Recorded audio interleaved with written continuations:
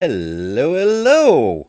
Happy Saturday. We're back in between the holidays with Hmm. our favorite Australian, Mr. Mark. How are you doing today? Your favorite? Wow, I even beat Steve Irwin. That's amazing. Well, I mean, I guess he's not really competition anymore. But Well, yeah, I'm so sorry to everybody that loves the man. Um, hello, hello everybody. It's great to be here. Thank you so much for inviting me. And I love Dan Barker in a debate. So I'm so excited for this. I believe I've seen this one in the past, but I didn't rewatch it. So this should be sort of a reaction as well, because I've seen a lot of Dan Barker's stuff, but most of them have been around for a while, so I've seen them a long time ago. yeah, he's been at it for a while. I haven't seen Yeah, a new one from him in some time, but it's yeah. yeah, such is life. But yeah, Mhm. I wanted to do this one partly because it's been a minute since we did a Dan Barker, and partly because a lot of people have been asking who the heck is Mike Licona, because he Oh, used to be much more active in engaging with atheists and other yeah, scholars in the community and such. But there's a sure. lot of people around who've just never seen or heard from him. Hmm. So this seemed a good opportunity. He is a biblical scholar. He's a believer Yes. himself, but he's as far as I can tell, he's a lot more honest about his beliefs than a lot of people who tend towards the more apologetic end of scholarship. He did a discussion, I guess. It wasn't really a debate with Bart Ehrman, where they both conceded valid points to each other, and that was Yes. really cool to see. Mm. But, Well, you I know, love Bart Ehrman. I think that he's a very he's an excellent scholar, and sort of the flack that he gets from theists is really undeserved, because he doesn't say anything that isn't pretty widely accepted in the sort of community of biblical scholars, kind of thing. um, things like the Gospels, we don't know who wrote them. I mean, you say that to somebody online, and they'll go, "No, no, no, we know who wrote them. It was, Mark, Matthew, Luke, etc." yeah.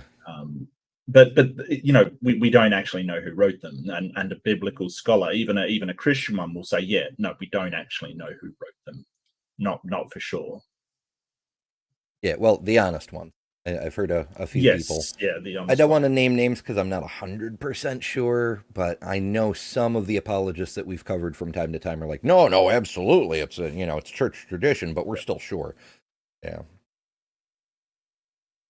Even though, the copies that we found of various ancient manuscripts, I forget if they found some in the first set of Dead Sea Scrolls or the second set of Dead Sea Scrolls, but they don't have the names or titles affiliated in those, and haven't.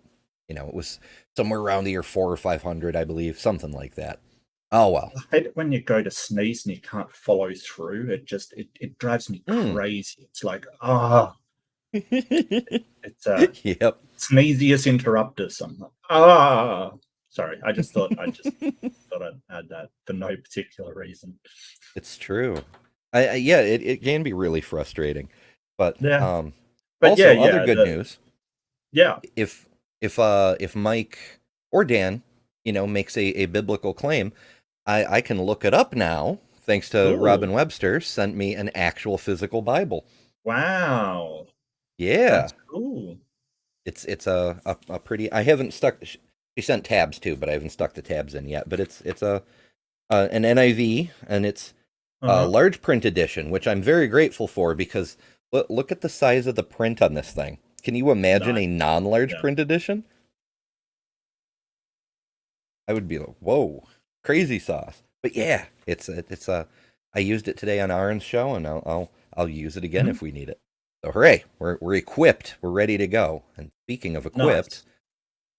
here's today's debate. Now, as you can see, this one's a little bit longer. It's 2 hours. I just finished fixing the audio on it, so I am not sure how much of it is debate and if there's Q&A at the end or what have you. But you know, we'll go until we stop. So yeah, adventures. Mm. All right, let's hit it and oh wait, first before we do, we should do the proper capitalism thing. So everybody in chat here, I see Robin, I see Chrissy, I see Aunt Jur. That's actually pretty funny that the ad ended right before the countdown timer did. Robin, of course, I see Maya, I see Al, hello, Hell L. Um, and any future people, though, all of these people know where to find Mark. But any future people, find Mark at Mark Reed Atheism. It's right there under his name. Yeah. Is there a way I can make us slightly bigger? I wonder. Does this help? It makes the show bigger. I don't think it makes us bigger, though. Let's go back like this so future people can see. I'm pretty sure I tagged Mark in the description, too. Anyway, yeah. Back over here. Right. Okay. I'm trying to think if there's any other capitalism we should do offhand. And of course, Or you know, just like, like and subscribe, share. subscribe. Yeah. Ember does have a Patreon if you want to support Ember through Patreon. It's all really appreciated and helps out the community and everybody in general. So thank you everybody so much, and we love your support as well. I think that our little community here is wonderful, and I really appreciate Hmm. being accepted into it. It's just a wonderful little community. Yeah. Oh, I see another person. It's I'm stalling while I find the button. There it is. Okay. It's a Titan. Tighten your anus. Tighten your anus. This is why Titan Always. doesn't come around my channel as much anymore. Yeah, probably. Yeah. Hello, unapologetically Chrissy. I hope you're unapologetically Chrissy. I would hate for you to have to apologize for that. It's true. Hmm. I've had to apologize for being an Ember like several times. Not in recent years. Actually, not since I changed my name, but still. It's weird how often that happens. Where you're, I'm sorry I'm alive, or I'm sorry I'm late, or whatever it is. People who make you do that kind of thing are just awful. But c'est la vie. Okay, I think we're good. Iron Chariot. That's right. Dan Barker is awesome. Hell yeah. Mm. Okay, now let's do this. It's nice to be with you this evening, and I'd like to thank Campus Crusade for Christ here at Madison for inviting me to participate in tonight's debate. This evening's question is, did Jesus rise from the dead? And for me, this is one of the most important as well as interesting topics for discussion. Let me explain why. Like my opponent, Dan Barker, I too went through a period of intense skepticism and questioning of my faith earlier in life. In fact, it was right around the same time he was going through his about 20 years ago. I was in graduate school at the time. I was specializing in the study of New Testament Greek and planning on going into the ministry. When I finished graduate school, I was encouraged by two churches to apply for their vacant pastor's position, but I declined because I didn't know where I stood with Christianity or the Bible at that moment. But after several years of really wrestling through the issues and looking at the data, I came to a different conclusion than Dan did in his search. I concluded that God exists and that he has actually revealed himself to mankind in Jesus Christ, and that the Christian view provides the most plausible and unified theory of reality. And it was the evidence for Jesus. I hope he explains how he got there at some point. He may or may not, because the debate topic, but it'd be really interesting to hear. Yeah, it's just kind of decided, isn't it? It's just like, well, I decided this. Well, what made you decide that? Do you have a good epistemology for deciding that, or did you know, like a lot of these people, like Craig, did you just decide that was the most practical thing to do? Yeah, like I felt a ghosty move inside my chest, and it made me feel warm and fuzzy. And sure, it could be a demon, but I prefer to think it just means my version of mythology is true. My favorite flavor. It's yeah, I don't know. It's really funny when Craig talks about why other religions doing the exact same thing are invalid. Like, you know, the Mormon burning in the bosom, or I forget what the term is that they use in Islam, but it's a similar thing. It's I feel the spirit come over me, and that's how I know it's true. And he discredits all the others, but his is legit, you know? It's trippy. Also, I should mention, this video, it's an older one. It's from 2003, as you can tell from the video quality. It's also the audio quality was not great. I did what I could with it, but it's, you know, you can't re-record what happened 20 years ago. Jesus' resurrection that I found very compelling. Now, the reason Jesus' resurrection is so important is because the truth of Christianity hinges on this event. You see, while on earth, Jesus made some really radical claims. And when you go around making claims like this, your critics are going to ask you to show some signs, some proof or something. And Jesus' critics were no different. And when they did ask for a miracle or a sign, he said, I'll give you one sign, my resurrection from the dead. So the bottom line is this: if Jesus did not... Didn't he do a few other things? Like, you know, loaves and fishes, walking on water? Yeah, sure. Yeah. Healing the sick, healing the blind, you know, by spitting on them, I think is how he did it. Yes. Oh, goodness. But did Jesus predict his death and resurrection? I guess it depends on which gospel you're looking at. I think Luke or John, he mentions that he'll be gone for, I know he gets the number of days wrong, but he does predict a certain number of days, but I can't quite recall. Alas, on Aaron's show, we're not even close to the New Testament. The Old Testament is a lot of very big pages. Not rise from the dead, then it means he flunked his own test and he's a false prophet whom no rational person should follow. On the other hand... That's directly from John, or from Paul. If he did not rise, our faith is in vain. Paul pins it all on the resurrection. So yeah. Mm-hmm.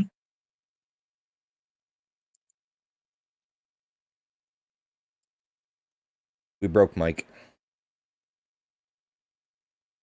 Damn it, Mike. My resurrection from the dead. So the bottom line is this: if Jesus did not rise from the dead, then it means he flunked his own test and he's a false prophet whom no rational person should follow. On the other hand, if Jesus did rise from the dead, then it seems to me that he did so in confirmation of his personal and radical claims, and that gives us something all that we're all going to have to think about.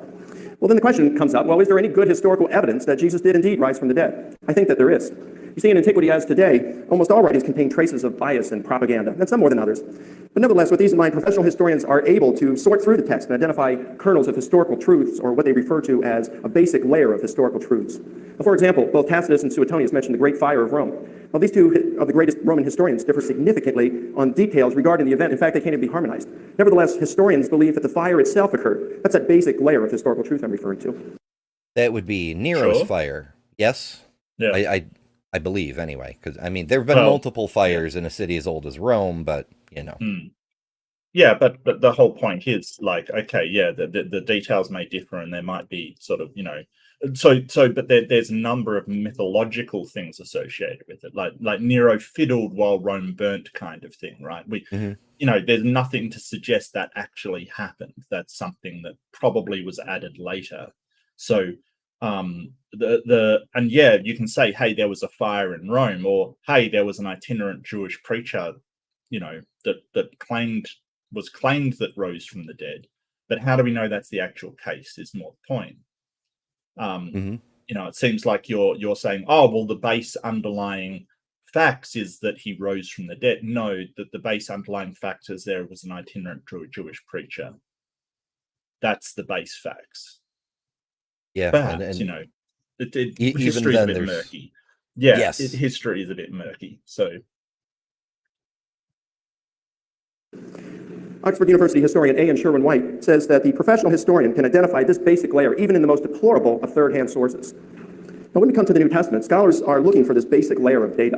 And although they are in much disagreement in the field over what can be known about Jesus apart from faith, there's almost a unanimous agreement regarding certain facts that are well evidenced.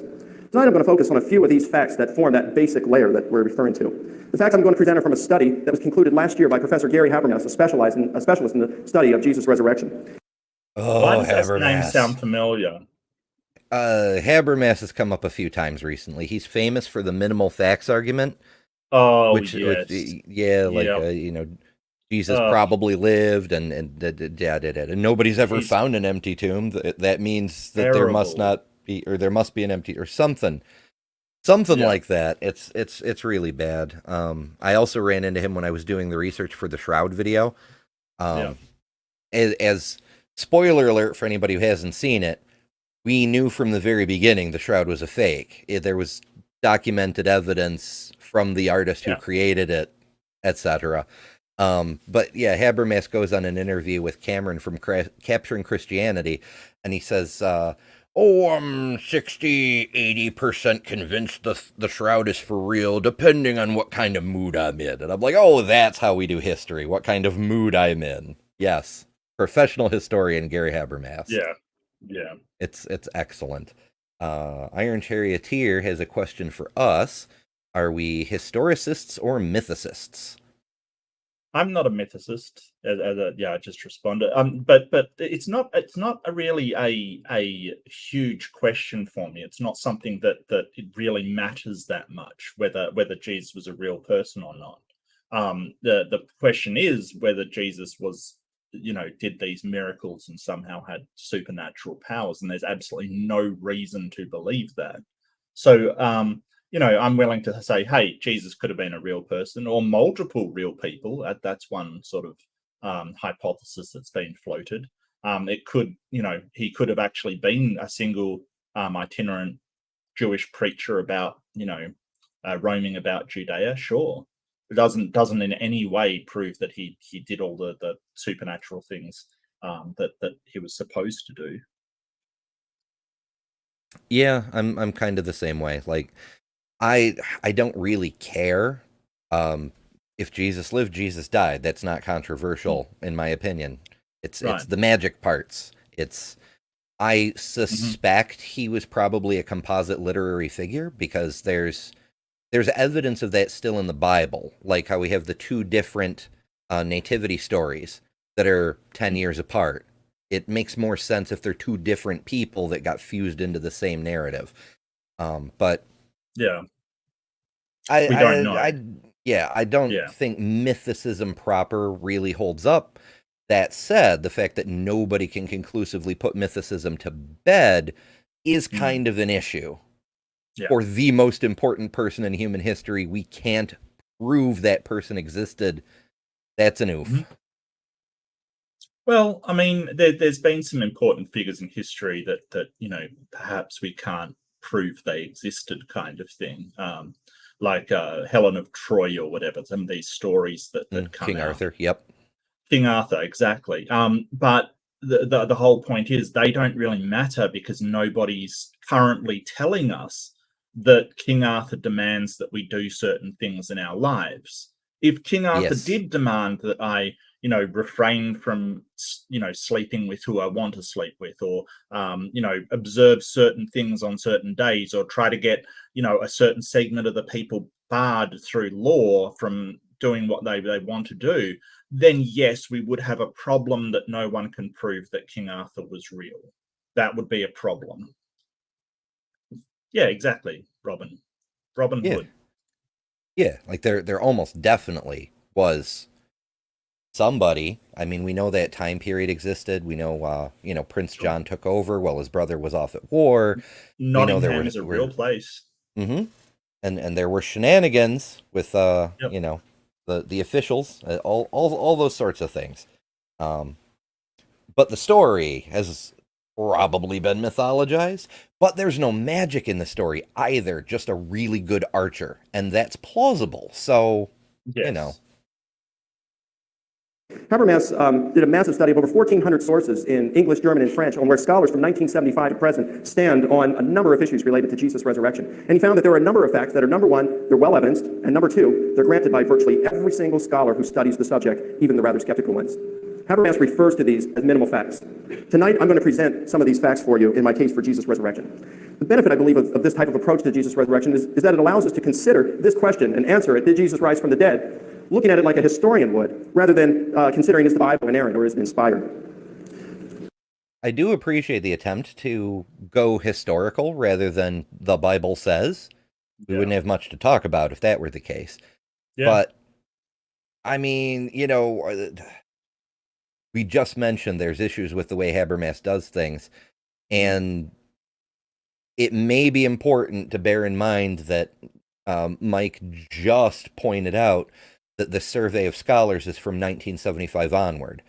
Like, what people from 1975 onward believe doesn't necessarily make a thing true or not, because they're 2,000 years removed from the events. So by doing this, we don't have to consider other issues about Jesus' resurrection, such as what was the nature of his resurrection body, and some of the events described in the Gospels.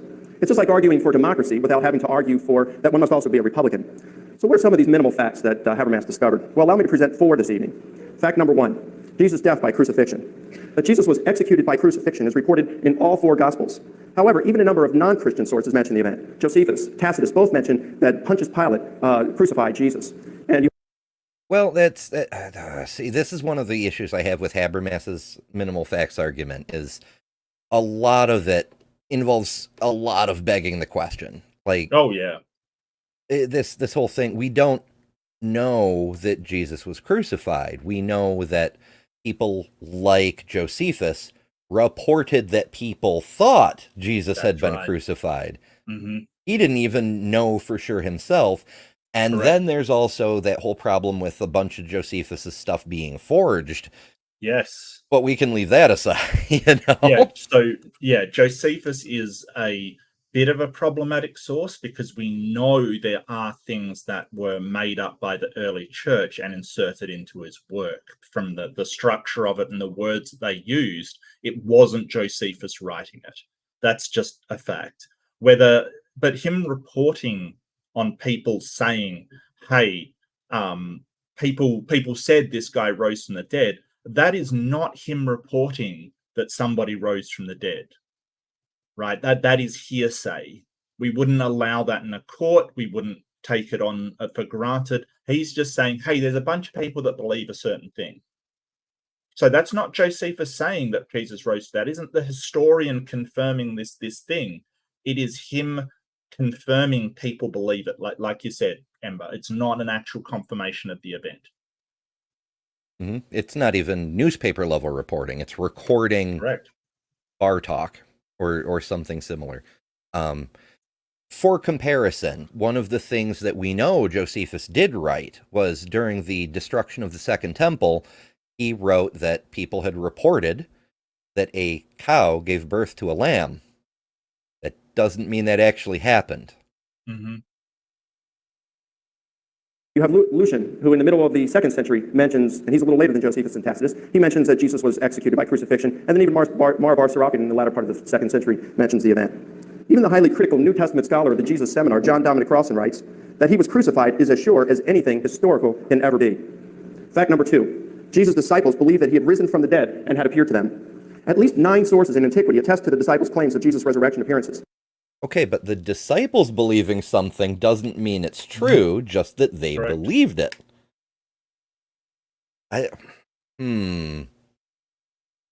I'm thinking about walking back that thing I said about Mike being more honest than the average apologist, because this is not a great start. Well, I wonder if he's going to go to the supposed martyrdom of the sort of disciples to sort of say, hey, why would they die for something they didn't believe? Because that's a common tactic as well. But yeah, this is sort of, hey, his fervent believers believed in him. Okay, you could say the same for any cult figure's fervent believers. Like if Kent Hovind had a cult back then, his closest advisors would all say that he was a gospel preacher of God, and we know that is hilariously untrue.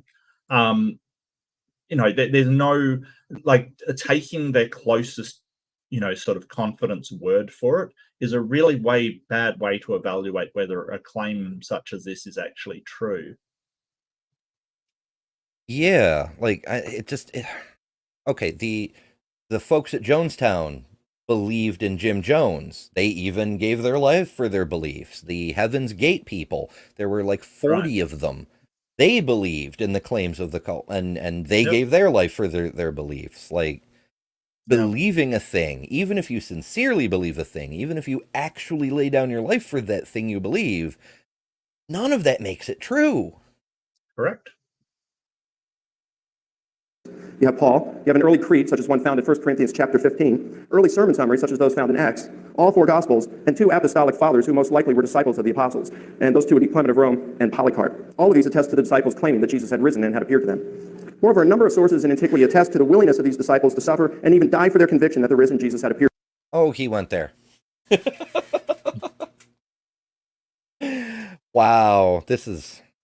Okay, so on the claim, the disciples of apostles, that's literally the Bible tells me so with extra steps, Yeah. It's, these people read the Gospels and then said what the Gospels say. Mm-hmm. Does that count as an independent source? I don't think so.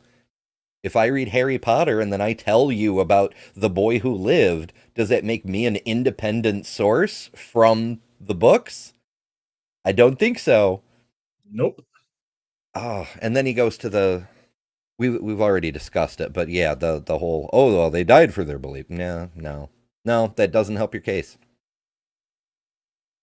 To them. This, of course, doesn't prove that their convictions were true, since we're all too aware that people are willing to kill themselves for their cause. Thank you. But why did you bring it up then? If it doesn't help your case, why are you presenting it? I feel like he's sort of going to make a cumulative case argument that if you've got like all these lines of terrible evidence that it adds up to something solid, which it doesn't. Like, that's the thing. Like, if you've got really bad evidence, like having this mountain of it just makes it a whole heap of bad evidence. It doesn't make it good evidence. Mm-hmm. Yeah, no more than a tornado in a junkyard, I suppose. Why were the Jews allowed to build a second temple? Does it mean the Romans were democratic? Well, the Romans were democratic. They had a Senate. They did have elections. Well, they were semi-democratic. Some of the time. Yeah, some of the time, yeah. But I have no idea why the Second Temple was permitted, or even if the Romans were in charge at that time. Well, I believe the Second Temple was built after the Jewish people were... I don't think it was the Romans at that point. I believe it was the Babylonians that controlled the area, and they had just... No, sorry, I do apologize. It's the Persians. And they had just sort of returned from exile in Babylonia, and the Persians sort of took over Babylonia and said, okay, well, you can go home under Darius the Great. I do apologize to Peter if I'm getting any of these things wrong. I did do a thing a bit about this with Peter. But essentially that the Jews were exiled from Judea, and they were exiled into Babylonia. And once Persia took over Babylonia and became the power in the region, Darius the Great graciously allowed them to go home and rebuild their temple and rebuild everything that they'd lost. And it was sort of seen as a gracious gesture towards the people that had been subverted. I have no doubt they just become another vassal state under Persia, as they famously did vassalize a ton of sort of countries in the area. But it was sort of this, well, we've rescued you from your oppressors, don't forget to pay your taxes, which was common at the time, and I think the Romans came later, and that resulted in the destruction of the Second Temple. Yeah, it's a good way to run an empire, delegate, make the local kings do it. Yes. Yeah, it's called vassalization. It's a sort of, and there's problems with it, sort of. Yeah, well, here's for Darius, I suppose. Yeah, I learned something. No, I talked to Peter, who is he does translation work, and really good conversations on sort of what happened and what it means when people talk about Israelites as opposed to Jewish people. So I really should be saying Israelites for that, rather than Jewish, because Jewish was something that came later. But yeah, just a really good couple of conversations with Peter on sort of the history of the Israelite people. Cool. Is it Paleologos, Peter? No, it's Peter, and I'm going to get his surname wrong because it's a sort of interesting surname. But he asked to come on the channel and do just some talking about sort of the history of because I was using sort of Jewish and Israelite interchangeably, and it's not interchangeably. They refer to two different periods. So I wanted to come on and discuss that. And the second time he came on and discussed sort of the history of the exile and the Second Temple period and what that means, kind of thing. So it was really fascinating. And I'm gonna have to look up his name, which is terrible. I should know Peter's name.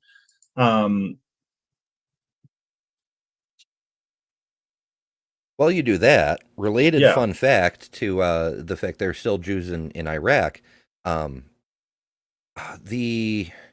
Peter Wetzner. He does translation work for sort of Hebrew books and things like that.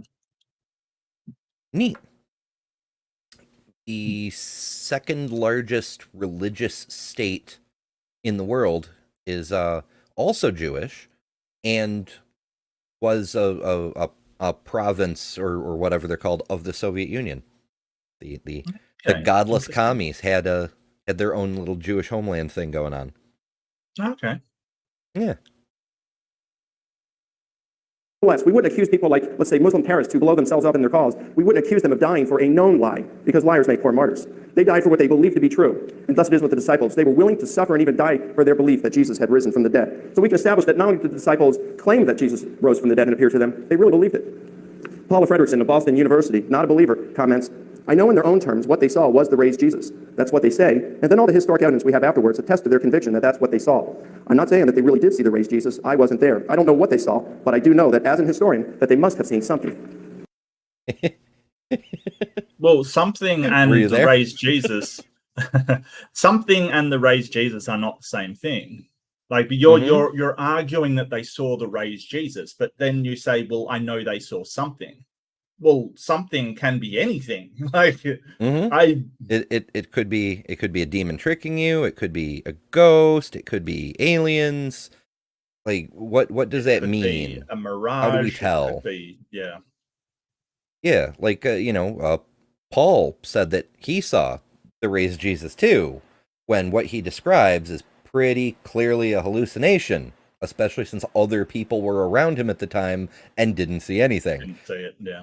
Yeah. And there's also I remember somebody brought up, I can't remember who, but they brought up that sometimes people who have just lost loved ones do see their loved ones. They have hallucinations about them still being alive and talk to them and things like that. So it is possible that can happen as well. So how do we know, just because they saw something, how do we know it wasn't I think it's a grief bereavement. Bereavement hallucination or something like that? Yeah. Approximately 30% of people self-identify, but there's a strong possibility that as many as 80% of people experience them, but roughly 30% don't want to admit to it because they think it sounds crazy, and the remainder have them, realize that they're hallucinating, and dismiss it the same way you would a dream. And sure. It's hard to pin down exactly, but it seems like it's really, really common. Fact number 3. The church persecutor Paul converted to Christianity because he believed that the risen Jesus appeared to him. Paul's change from being one of the church's most aggressive advocates to one of the church's greatest enemies to one of its greatest advocates is granted by virtually all scholars who study the subject. This fact is testified by Paul himself and confirmed both by Acts as well as an early oral tradition that was circulated in Judea at the time. Thus we have early eyewitness and multiple attestation to this fact. We're again going with, this is a fact because the Bible tells me so. It's attested to in Acts. And Mike, my guy, come on now. So here's the thing. Paul is not an eyewitness. He didn't see Jesus. He saw a light, and he said he heard Jesus. He is not an eyewitness to the resurrection of Jesus. Okay, so he wasn't there for the crucifixion of Jesus. He never saw Jesus rise. So he is not an eyewitness to the resurrection of Jesus. He is an eyewitness to light that he said he thought was Jesus, and a voice that he said he thought was Jesus. Because don't forget, Paul had never met Jesus. So how does he know that the voice is Jesus's? He doesn't. He just hears a voice and sees a light. That and other people said they heard the voice. They didn't see the light. So what are we to deduce that is an eyewitness to the resurrection? No, don't be ridiculous. That is not an eyewitness to the resurrection. Don't be silly. Yeah, for sure. Iron Charioteer. So there's a few issues. I don't know who was doing what in Judea at the time of King Darius. I don't think you would call the people who live there Palestinians, but also it doesn't really matter because before the exile from Babylon. So yeah, that's a whole other ball of wax. But also, I personally don't truck with the idea of land being owned. Like, this land is where the Hebrew people belong, and this land is where the Islamic people belong. That, no, people are people and land is land, and the idea of only one culture having title to a particular patch of ground just doesn't fly with me. So the entire thing is so messy. It just, like, the whole idea that the Israelites were the only people in the region without Arab influence isn't, because don't forget that the Israelites allowed strangers to live in their land and actually treated them under certain conditions and rules in the Old Testament. So it becomes very messy as to who owns the land, kind of thing. It doesn't really make sense that it's just the Israelites that sort of occupied that land. They were shoved out by the Babylonians. The Persians allowed them to return. Others moved in. The Romans moved in. The Ottoman Empire. Like, it's so messy. There's been a ton of people that have occupied the region. So it's impossible to say, oh, well, the Israelites were the original owners, kind of thing, because things get so messy and so intermixed. It's impossible to say. I don't think that's true. Even the ancient Israelites acknowledged that the land was occupied before they got there by the Canaanites, that they had to drive out. Yeah. But that's a whole other subject. Fact. Moreover, his sufferings and martyrdom on behalf of the gospel are reported by several sources in antiquity, attesting to the sincerity of his belief to have seen the risen Jesus. Fact number 4. The conversion of the skeptic James, the brother of Jesus, because he too believed that he had witnessed the risen Jesus. Although we don't have the same wealth of historical information on the life of James that we have for Paul, we have enough information to conclude that after the alleged event of Jesus' resurrection, James became a convert to Christianity because he believed that Jesus had risen from the dead and appeared to him. The Gospels report that Jesus' brothers, including James, were unbelievers prior to his death. After that, one of the ancient oral traditions, in fact, the one found in 1 Corinthians 15, mentions an appearance, a post-mortem appearance of Jesus to James. Then James is identified in several sources as a leader of the church in Jerusalem, and then later on we find in 3 sources, one of which is non-Christian from the 1st century, Josephus, that James was martyred for his faith. Gary Habermas shares the results of his recent research regarding the beliefs of Paul and James that the risen Jesus had appeared to them. He says, So far, we have modern popular validation of confirmation that a person believed they saw a thing, not that there was a thing. It seems pretty weak to me. And in fact, the thing with James, I don't know. To me, it shows that even the ancients who were trying to build this case were scrounging for evidence, because saying, oh, his brother converted after he died because he too saw a vision. Right, cool, great. He saw a vision. Yeah, it's not even first-hand evidence that he saw a vision. Yeah, and even if he did, the fact that his brothers, whom I'll rephrase, if you were brothers with a living God, you grew up in the same house with this dude who could do freaking miracles, and you didn't believe that he had magic powers, that's kind of weird. It kind of indicates that either he didn't have those magic powers when you were growing up or anytime since, or that you also have magic powers and so it's just normal.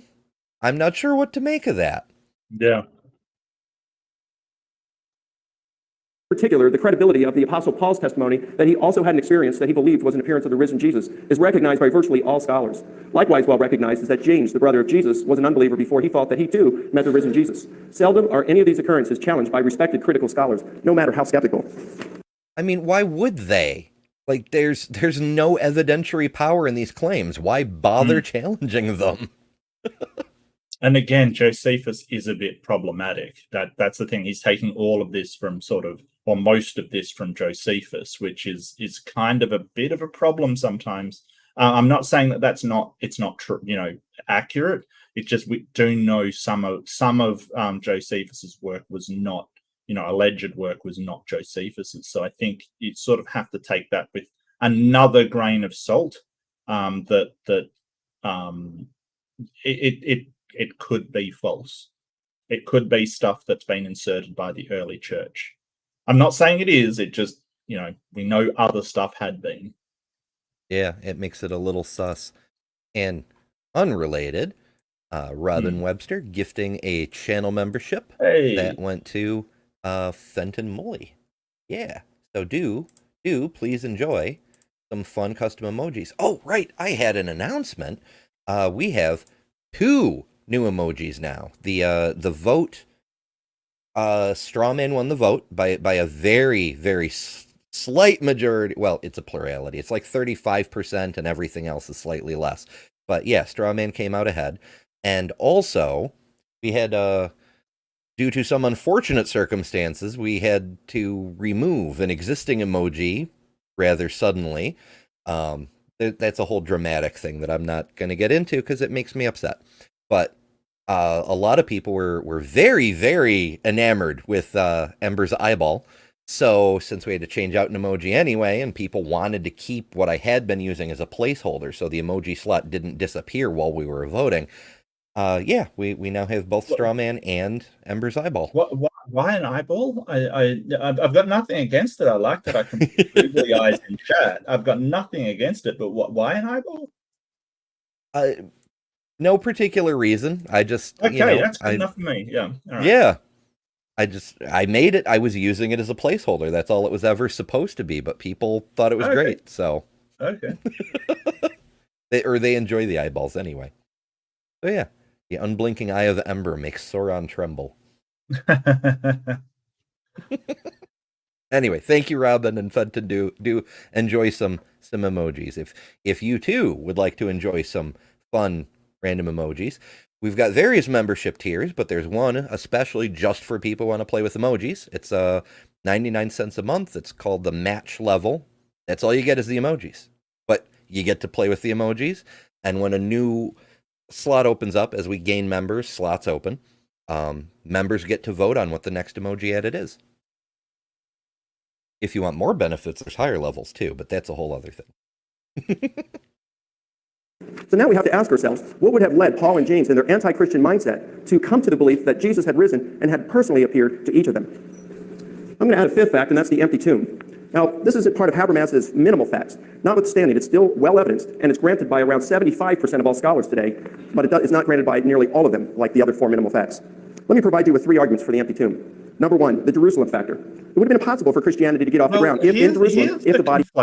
Here's the conflation. He's kind of conflating that the scholars agree that these apostles saw Jesus and had experience with Jesus and martyred themselves for Jesus, while all of them agree that that is what is said by various historians, right? That is what sort of, that this person claimed. So the idea that, and here's the conflation, he's sort of saying, well, all of them agree like Josephus, that Jesus rose. No, they don't. They say that that Josephus says that a bunch of people say that. He's not saying that so this is the conflation he's kind of trying to suggest, that all scholars agree that there was sort of Jesus wrote. No, they don't. This is the conflation that he's doing. Yep, skipping some steps. And so we get a lot of the problems of sort of the things that he's pointed out, that they say, well, historians say that he was martyred. No, the historian says that they were killed. Like, we just assume they were martyred, or the church assumes they were martyred. That might not necessarily be the case. Like, I remember one where they sort of said, oh, he was martyred for the cause. It turns out he was stabbed, and we don't know the reason. They just assume he was martyred. I mean, some of them, that the historian says that they died because of their religious beliefs, but others, they're not so sure. But they just want to assume that all of them were martyred, and I don't think that's a very good way to, a good assumption. Words, having trouble with words. English is hard. Yeah. Fenton makes a really good point too, that there's that percentage of scholars that Mike's throwing around. We have to bear in mind that a huge chunk of New Testament scholars have to sign a statement of faith saying, I believe and affirm everything the Bible says is true.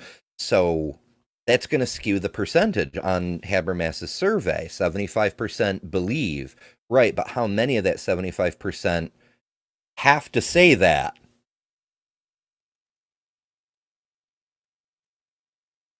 A little ishy. He had still been in the tomb. All the Jewish and Roman authorities would have had to do is publicly display the corpse, and the hoax would have been over. Brings us to our second point, and that is that it's enemy attested. The critics of Jesus, those who wanted him destroyed, the Jewish leadership, the first thing that they were spreading around that we know of from Matthew and as well from Justin and Tertullian afterward is they were going around saying that the disciples stole the body, which seems to be implying that it wasn't there for examination. I mean, why would you say that the tomb was... Okay, I'm getting grumpier and grumpier with Mike here.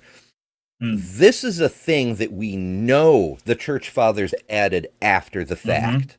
We know that it wasn't, the Romans weren't running around going, oh, the disciples stole the body.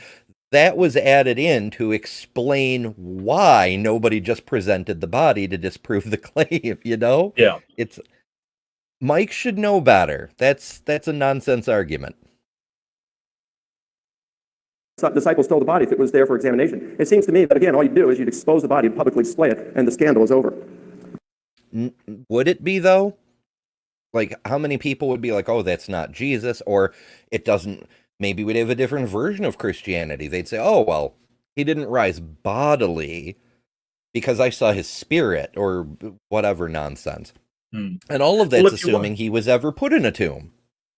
That's what I was about to bring up. If you're going to go for like what's more likely and sort of thing, it's likely Jesus never had a tomb. He was not a king. He was not a significant person. He was not in any way a rich person.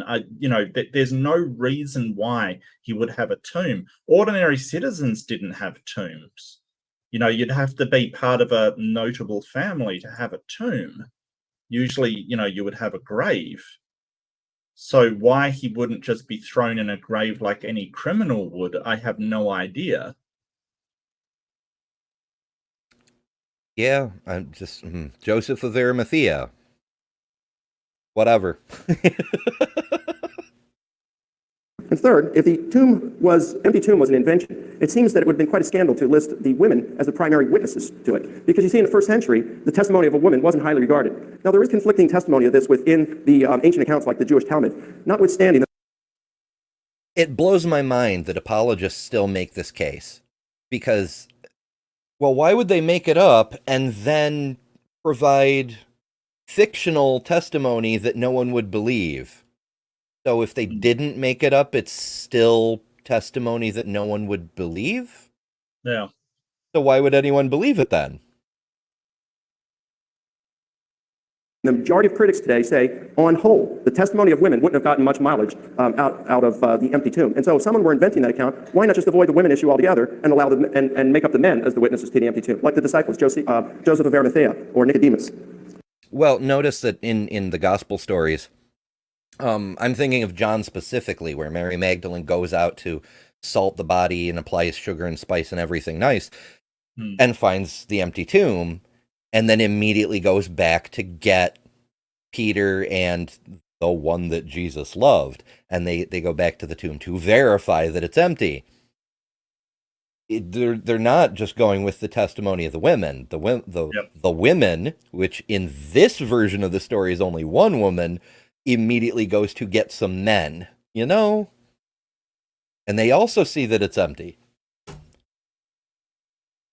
Thus, we see that there's good evidence for the empty tomb. William Wand of Oxford University writes, all the strictly historical evidence we have is in favor of the empty tomb, and those scholars who reject it ought to recognize that they do so on some other ground than that of scientific history. I feel like there's a false dichotomy built in there.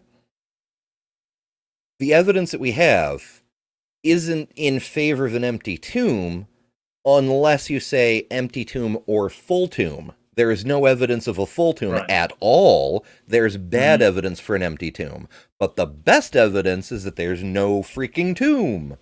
Right. In conclusion, I've approached the evidence for Jesus' resurrection using a minimal facts approach.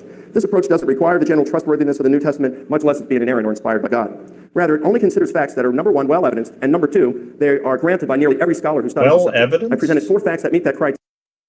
It's the second time he said well evidenced. But the evidence he's presented is, for the Bible tells me so.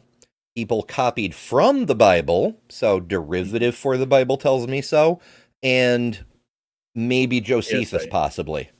Yeah, hearsay. Basically, I've heard people say this, which is lousy evidence. That's not good evidence. That's not well evidenced. That is poor evidence. It's fine evidence for saying, hey, maybe Jesus was a real person, or there was somebody around that time calling themselves Jesus who it was claimed he rose from the dead. What it isn't good evidence for was that actually happened. Right? It's good evidence for a group of people that believed this existed. Yes, it's good evidence for that. But just because we have good evidence that say, people believe in Bigfoot, doesn't mean that Bigfoot exists. And it's so weird with this double standard, because just like you said, with Bigfoot, we can prove to some historical standard, whatever, that, there's people who believe in Bigfoot, or even Bigfoot Jesus. But no one would take the fact that there's people believe this and draw the conclusion that means it's real with any other claim. But for Christianity, it gets a free pass. It's so weird to me. But also, I think, Tux brings up an interesting point. Direct writing from Joseph of Arimathea. Oh, wait, we don't have that. But that reminds me, when I was doing Shroud research, apparently the king of Edessa, not to be confused with Odessa, I made that mistake in the video, he sent a message to Jesus while he was still alive saying, I've got this condition, I need healing, and apparently you're the miracle max of this age, so, could you come help? And Jesus, theoretically, wrote a letter back saying, I can't, I'm busy, but I'll send one of my disciples later. And that's why the disciple brought the shroud, and the shroud caused the healing and whatever, according to how it goes. But we don't have the letter from Jesus, and we don't have any reason to think there was such a thing. But if there were, that would imply that Jesus was literate. So why don't we have a gospel of Jesus? And if Jesus wasn't literate, how the fuck does the incarnation of an all-knowing being not know how to read and write? So either way is a bit of a problem, I dare say. Yeah. Criteria, and the 5th fact that is both well evidenced and granted by about 75% of all critics. Now, certainly, Jesus' resurrection explains all these adequately, but we have to ask ourselves, what's the best explanation? Is there another explanation, like a naturalistic explanation, that can account for all 5 of these facts? I think in the end, we're going to see that in the absence of any plausible naturalistic theories, Jesus' resurrection is the best explanation for the facts. Am I out of time? Oh, I hate when people do that. So first of all, there are many, much more plausible naturalistic explanations. We've already covered a few. But even if there weren't, that doesn't mean the most extreme, outrageous thing you can dream up is automatically true. Correct. Oh, it's the best explanation. I can grant this, take any outrageous claim, the dishes moved on their own. I don't have a good naturalistic explanation for why dishes have to be moved by an intelligence. If I say ghosts and we can't prove it was something else, that doesn't automatically mean it's ghosts, even if that's the best explanation presented. And the most plausible explanation is, in my mind, is that you had a religious following from a really a cult of personality, if you will. I don't mean cult in any derogatory sense, so Christians relax. I just mean he had a very, like, somebody with a very, very charismatic personality that attracted a lot of people to him, who died and was killed by the Romans, and they just could not let him go, and they believed that he rose from the dead. That is the most plausible explanation. You see these these beliefs in somebody do all kinds of weird and wacky things. I usually compare it with the fake martial arts, where these disciples of those masters will literally knock themselves out to sort of, because they believe so strongly that the man can do these supernatural feats. There's nothing unusual in human history about this. People have always latched on to somebody with a lot of charisma and have run a religious organization, and sincerely and without any kind of and nothing will dissuade them that person is not a divinely gifted and endowed being. Yes, up to and including to their deaths. There's nothing unusual about that throughout human history. Yeah, a lot of people, including, as we mentioned often and recently, Sai Baba in India lived not that long ago, died in 2011, I think. Many miracles, many witnesses, all the same party tricks Jesus pulled, except resurrection, because in the Hindu faith it's reincarnation. So, different trick of the same caliber. But yeah, there's people still alive today. So, I guess we should all be Hindu, because proof. Yeah. Okay. So that's not a signal. So all 5 of the facts I've presented are well evidenced. So since they are, Dan will either have to show that the large majority of scholars today are mistaken in accepting these facts, or he's going to have to present an alternative theory that will account for all 5 of them, and that is at least as plausible to the theory of Jesus' resurrection. Explaining 3 or 4 of these theories won't do, since all 5 of these facts are well evidenced. Until and unless he does this, the resurrection of Jesus stands as the most plausible explanation of the known historical data. Thank you. They don't. The scholars don't point to those facts he's saying. They point to people asserted these as facts. They're not. This is the switcheroo that he's doing. Oh, well, all of our biblical scholars and all of our historians point to these being facts. No, they point to people saying that these things happened. There's a difference here.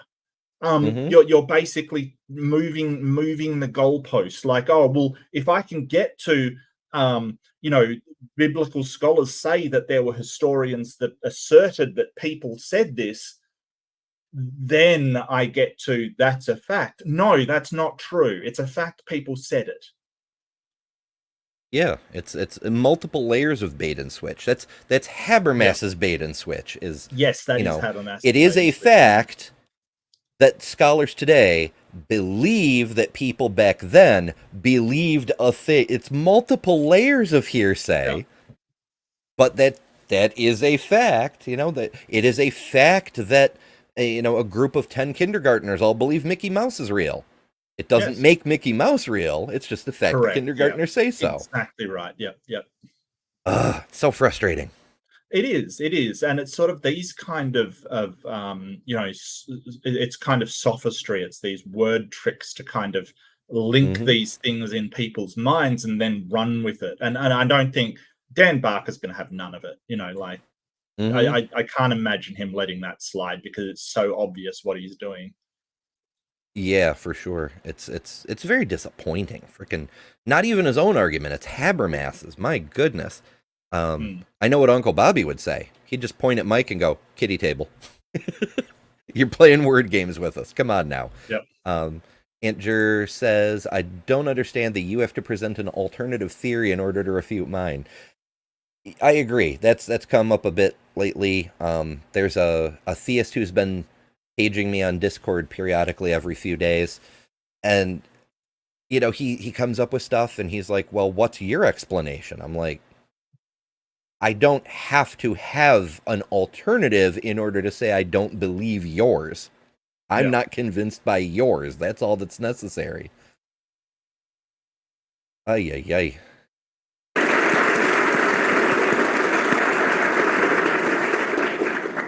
Now we hear from Dan Barker. Since I'm holding this microphone, it's easier to say seated, if you can understand. Thank you, Mike. And thank you, Atheists of Wisconsin and Student Impact, Aaron and Emily, and all you hard workers for putting this event on in my own hometown, close enough to walk to. I used to believe in the resurrection of Jesus. I believed it so strongly that I dedicated my life to it. I traveled as an evangelist. I was a minister in churches. I was a missionary in Mexico. In fact, I even wrote a musical about the resurrection of Jesus Christ in the late 70s, which is still being performed, by the way. And I'm still getting royalties from this, which is kind of fun. I put the money to good use. I believe, like what Paul said, if Christ be not risen, then our faith is in vain. And I dedicated my life 100%. I was a born-again Christian and evangelical. I had a soul-winning ministry where people would come to pray and give their life to Jesus and be reborn. All of that. The Bible says, by their fruits you shall know them. And my life manifested all of the fruits of the Spirit. I was sincere. I was not a phony. But then I changed my mind. I can't tell you that whole story tonight. I wrote a book about it, explaining how you can go from a soul winner to an atheist, basically through reading. Part of it was the resurrection of Jesus. Thomas Paine wrote, more than 2 centuries ago, is it more probable that nature should go out of her course, or that a man should tell a lie? We have never seen in our time nature go out of her course, but we have good reason to believe that millions of lies have been told in the same time. It is therefore at least millions to one that the reporter of a miracle tells a lie. That's common sense.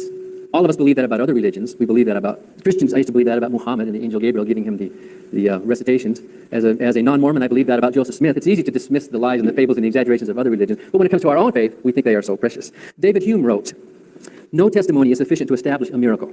No testimony, unless that testimony be of such a kind that its falsehood would be more miraculous than the fact which it endeavors to establish." I was just thinking of that, actually. That is so good. And that's Hume, that's Hume who Kant sort of, never managed to overcome and really Kant always basically was trailing in the footsteps of Kant. So Hume and Kant had this big rivalry and Hume just schooled the man on every opportunity. He basically came up with deontology because of Hume, just to try to counter Hume. It's I guess it's productive to have a nemesis. Yeah. But yeah, it's a really good statement. Like, miracles are only the most probable explanation when the thing not being a miracle is even less or is even more miraculous. Yeah. It's trippy, but yeah, it expresses it expresses the epistemological bar very nicely. It didn't have to be phrased that way, but I like the phrasing. Carl Sagan liked to say, extraordinary claims require extraordinary evidence. There's no doubt that the claim that a man who was brain dead and heart dead for a number of days or a number of hours, who resuscitated bodily from the grave, there's no doubt that that is an extraordinary claim. That thing doesn't happen all the time. If it did, if people were routinely raising from the graves of Madison, well, then the miracle wouldn't count for much, would it? It has to be a special thing for it to count for a sign of God's power. So, yes, it's an extraordinary... Well, I mean, turning water into wine, feeding people bread and fish. It's not so much the scale of the claim; it's the way that it's supposedly carried out. If it's done magically, then it's a whole different ballgame.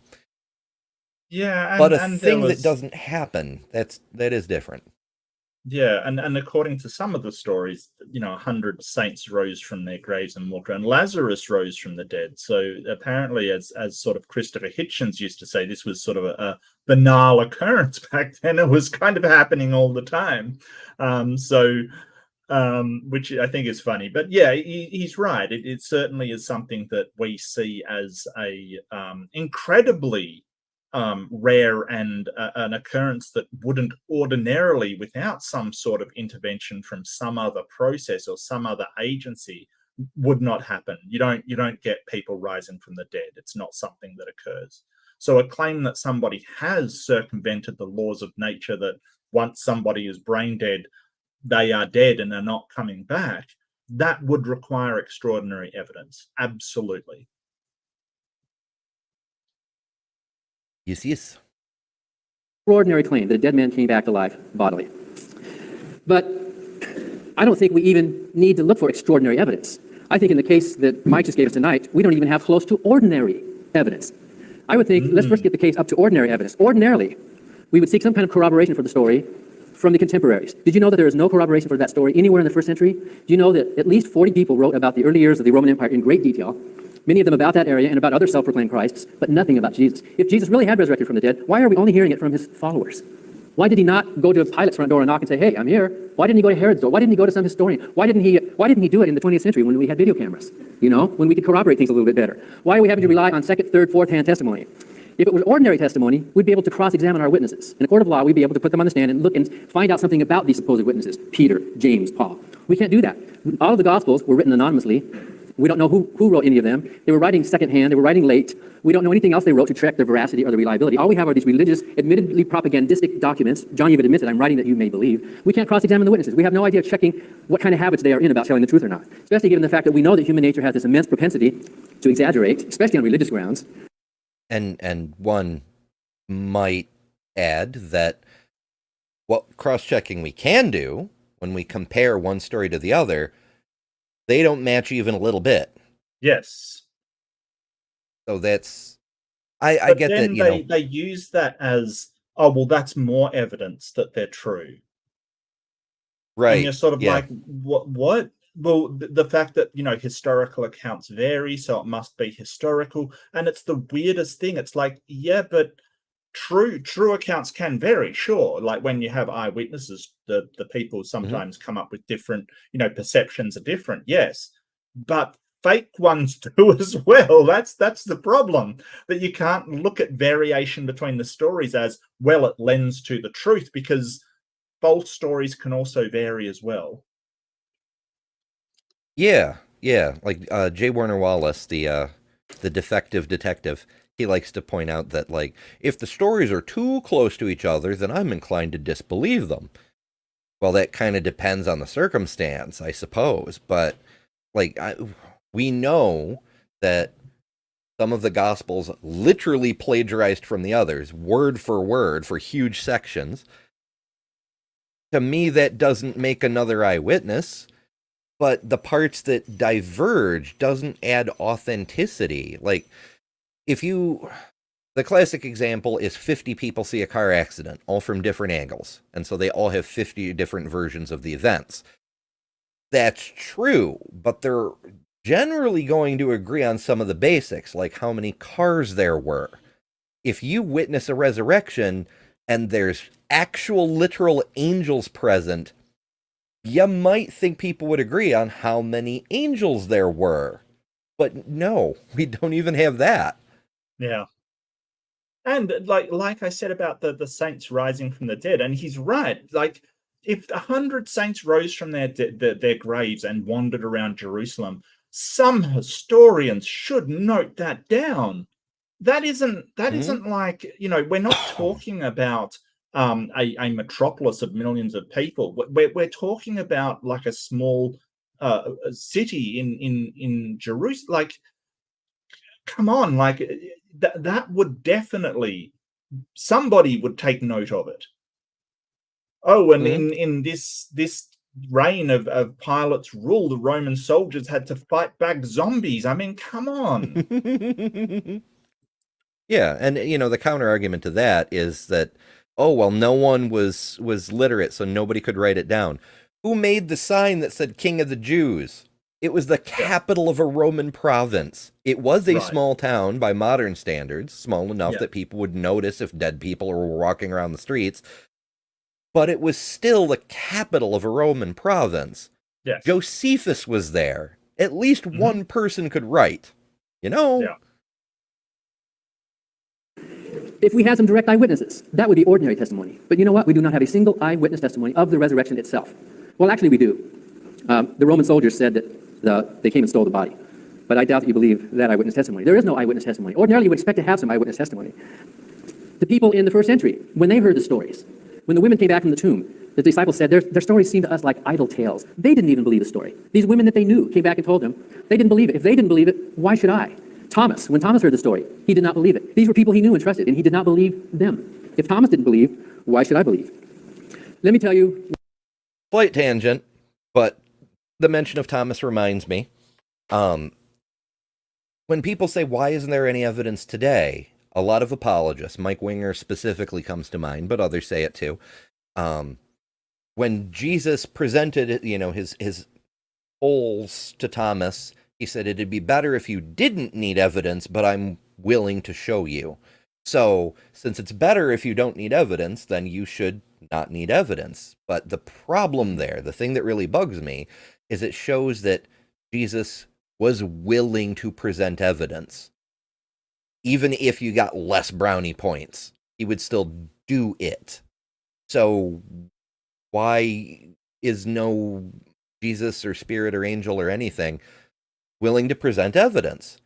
Like, if God truly is all-powerful, it exists outside of time, presenting evidence, showing a holy Jesus, sending an angel, whatever, anything, would use an infinitesimal amount of his energy.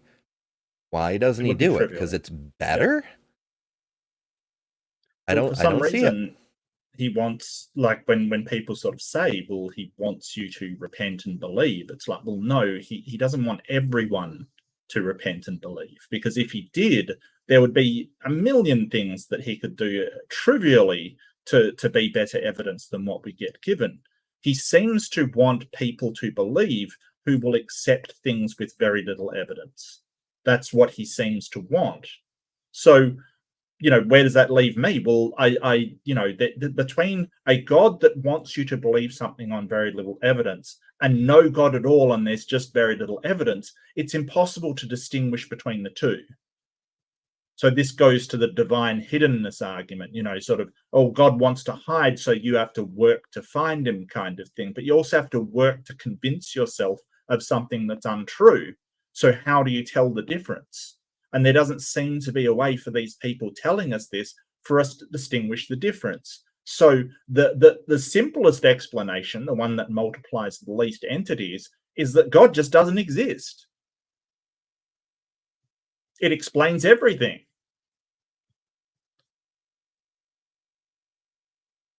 I've been proven wrong. God just appeared. Behold. Yeah, behold. Do that in the sky. Have a Monty Python God come out of the sky. How could anybody argue with that? You'd at least say, hey, that's pretty convincing evidence. But that isn't happening. And we always get told, well, what if he did this? What if this happened? We'll do it and let's find out. But it never gets done. Yeah. Well, you just wouldn't believe anyway, so why would God bother? Well, show me and then we'll talk about it. The fact that it isn't happening is kind of a problem. Right. Well, if everybody in the world saw a God in the sky, yeah, we'd probably want to investigate whether it's a trick or something. But, at least it would be good evidence. At least it'd be something other than stories and feelings and faith, which is kind of useless and ill-defined and doesn't really point to anything. At least it would be better evidence than what you're presenting right now. It does look like J.L. Warren. Wow, just throwing shade at J.L. Warren for no reason. J.L. Warren is God. He knew. What if God I had never thought of that before. So J.L. Warren is Bridge the Divide and This Yeah. Week in Horror, if anybody doesn't know.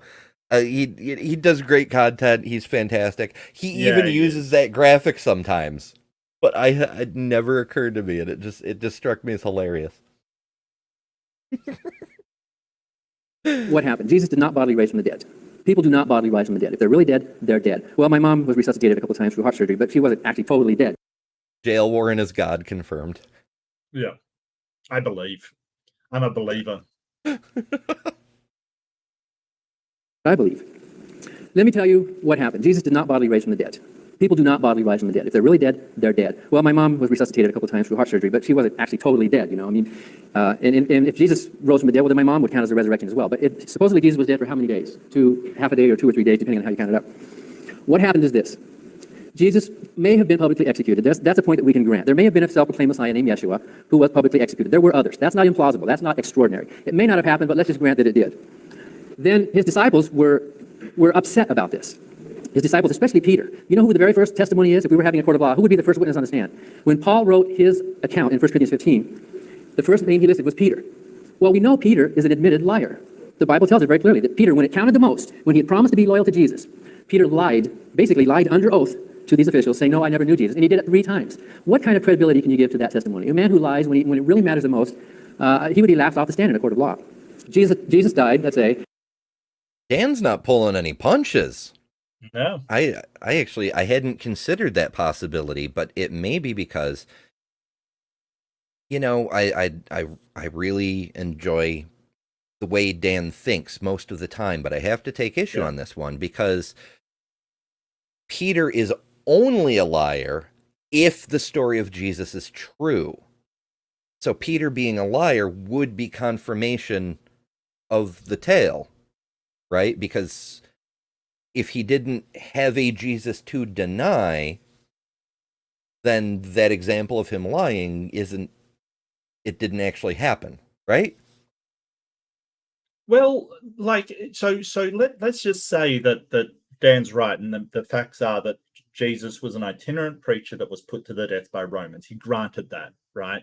Regardless of whether he rose from the dead or not, the fact is that the soldiers were around, and somebody said, "Oh, this guy was with him." I think it was some girl or something said, "This guy was with him," and Peter's like, "Oh no, I didn't know him," right? Like whether or not he rose from the dead, Peter's basically going, nothing to do with me. I didn't know this guy. Officer, I have no idea who this person was. I'm not involved with this group at all, kind of thing. So the most plausible explanation for that is that Peter didn't want to follow Jesus to the crucifix. That he's basically saying, hey, no idea who this Kent Hovind person is. No idea. Never seen him before in my life, kind of thing. So, officer, I have no idea what this person was doing, but nothing to do with me. So he does have a point that if the resurrection is true and he resurrected, Peter is lying about him knowing Jesus, right? He's lying to get himself off the hook. So that is not a credible witness, because he is lying about knowing Jesus when it does matter. So I don't think I have a problem with it at all.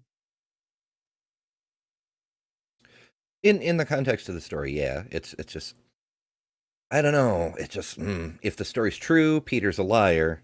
If the story's not true, then Peter didn't lie then, but he's lying later when he's passing off the story as true. I don't know. I don't like it. The disciples on Black Sabbath were going, what in the world is happening here? They were upset. Then, Peter and others believed that Jesus ascended to heaven spiritually, that Jesus resurrected spiritually, not bodily.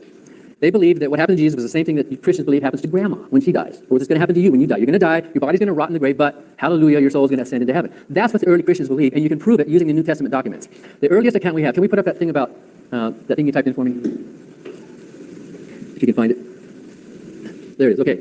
This is the earliest thing we have written. This was written around the year 55, which is a quarter of a century after the events. Jesus, if he was executed in the late 20s, maybe the year 30. This was the first thing we have written, 25 years later, written to a people in Corinth, which is more than 1,000 miles away. And Paul writes, and he obviously edits this thing. This is like a little hymn or a formula that he's reciting that he said he received from someone. Well, you can't see it. Well, just turn that off. I'll just talk about it. He said, Jesus was buried, he rose, and then he appeared to people. First to Peter, then to James, and then he obviously edits it because he said he appeared to me. So he's monkeying with the text a little bit. That word buried is not a tomb. The word tomb or sepulcher didn't come until Mark, which was around the year 70. Buried, what they did with executed criminals in those days was they just buried them in a common pit. And there's no mention of a tomb. There can hardly be an empty tomb if there's no mention of a tomb in this passage. And then Paul said that he raised. That word raised is not the word resurrected. Resurrected is anistemi or anastasis. He used the word egiro, which means that he raised. It's the word for waking up. All through the New Testament you find that word egiro. When Jesus was asleep in the boat, the disciples went and woke him up. No one thinks he resurrected Interesting. from the bottom of the boat. He ended. And then the word appeared, ophthi. That Your tracks sound with what I isn't- know about the Bible translations. Which sound? I think. Oh, I think you might be lagging. Is it lagging for anybody else? Is Ember is God made Ember half a second behind? I don't know. That's really weird. Time travel. Yeah, it's okay now. I think you just had a bit of a lag spike. That's all. Oh, it could have been because sometimes when I'm in a different window, StreamYard gets really laggy. And since the video is in a different window, when I have the video front and center, it could be slowing down StreamYard. I don't know. It's just a possibility. But it tracks with what I know about the New Testament and the translations. Like the part from Matthew where the sleeping saints woke up and walked into town. That's, commonly explained as, oh, well, they that's what they called sleep, being dead at the time, is they were sleeping. So yeah, that all kind of tracks, but it also follows from the, Jesus wasn't really dead. Sometimes people actually are sleeping. But I like what he's putting down about how people say buried, because like we still don't really use the term buried for someone who's been entombed. Some people do, but it's not super common because they're not buried, Mm-hmm. He appeared to these people. That word is the word used for visionary appearances. That is not a bodily appearance. Remember the story of the Transfiguration? When James and Peter went to see Jesus transfigured, and guess who appeared to them? Moses and Elijah. Remember that story, Christians? Well, that's the same word, ophthi. Moses and Elijah appeared to Peter using that same word. You think Moses and Elijah appeared bodily? Of course not. They were having this spiritual experience. Otherwise, we should look for the empty tomb of Moses, right? And Paul's using these words that were used by the primitive Christians, not for a bodily resurrection, but for a spiritual resurrection, ascension into heaven, where the body just stayed where it was. Now I have to move on. In the year 70, the first gospel we have written was Mark. And you also notice it's very, very simple. There's one extraordinary event in that story. There was a man with a white robe on. Maybe that was an angel. In the year 80, we get to Matthew and Luke. Then we start seeing more extraordinary events. By the time we get to the year 80, a half century later, we start seeing these rolling stones and earthquakes and angels. And then John was written after the year 90, 95 or so. Then we start getting these fantastic. And you know what you can see? If you take these appearances, starting with 55 was Paul, 70 was Mark, 80 was Matthew, 85 was Luke, and 90 or 95 was John. If you count up the number of extraordinary events that are in these stories, you'll notice a curve. In the beginning, there's 0. With Paul, there's 0. With Mark, maybe there's 1. With Matthew, we have 2 or 3. And by the time you get to John, by the end of the century, 60 or 70 years later, we start having these extraordinary events. You know what that shows? That shows the pattern of legendary growth. The earliest Christians... Mm-hmm. The fish was this... No, the fish was this big. That's exactly how it goes. Yep. Did not believe what the later Christians believed. The later Christians believed in all these great appearances and touching of Jesus. But the mistake modern Christians are making, the mistake Mike is making, is that he's looking at the primitive Christians through the lens of the later group, which was the second or third generation of believers who were exaggerating, who were making up the story. Yes, they did believe that Jesus ascended. The early Christians believed it was spiritual. The later Christians, who were not part of the primitive church, believed that there was some kind of a bodily resurrection as legends grow, as they grow and as they develop. Therefore, I can probably, for the sake of argument, 1 minute, I can probably grant most of Mike's minimal points, but interpret it as a spiritual resurrection, not as a bodily thing. Just like when my granddad died, my grandma swore that he kept coming back in the room talking to her. And I said, Grandma, well, that's a hallucination or a dream. And she said, no, it's real. I see it. He comes in, he waves at me, he talks to me, he opens drawers. I said, Grandma, it's very real, but it's in your mind. It's happening in your mind. And so when Peter prayed, Jesus, forgive me, he told his friends, Jesus forgave me. And they said, you saw Jesus?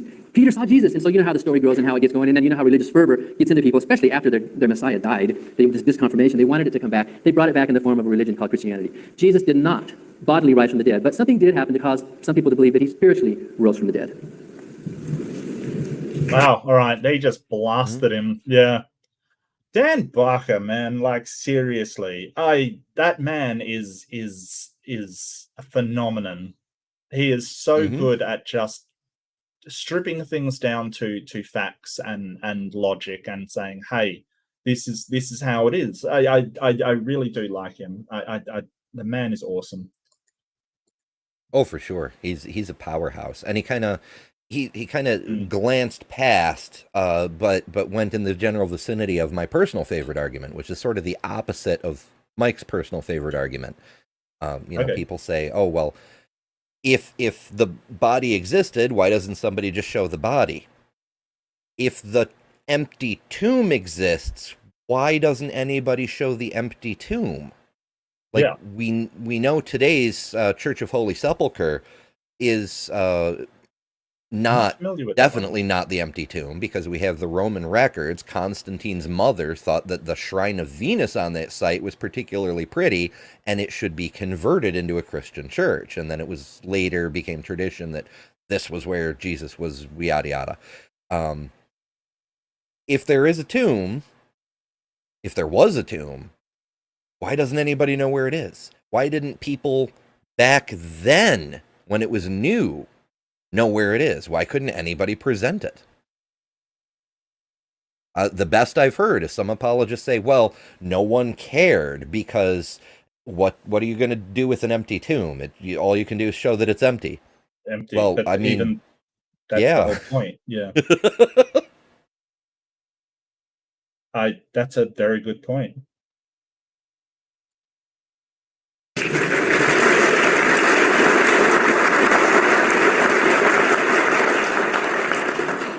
Now we'll have 8-minute rebuttals from each, starting with Mike.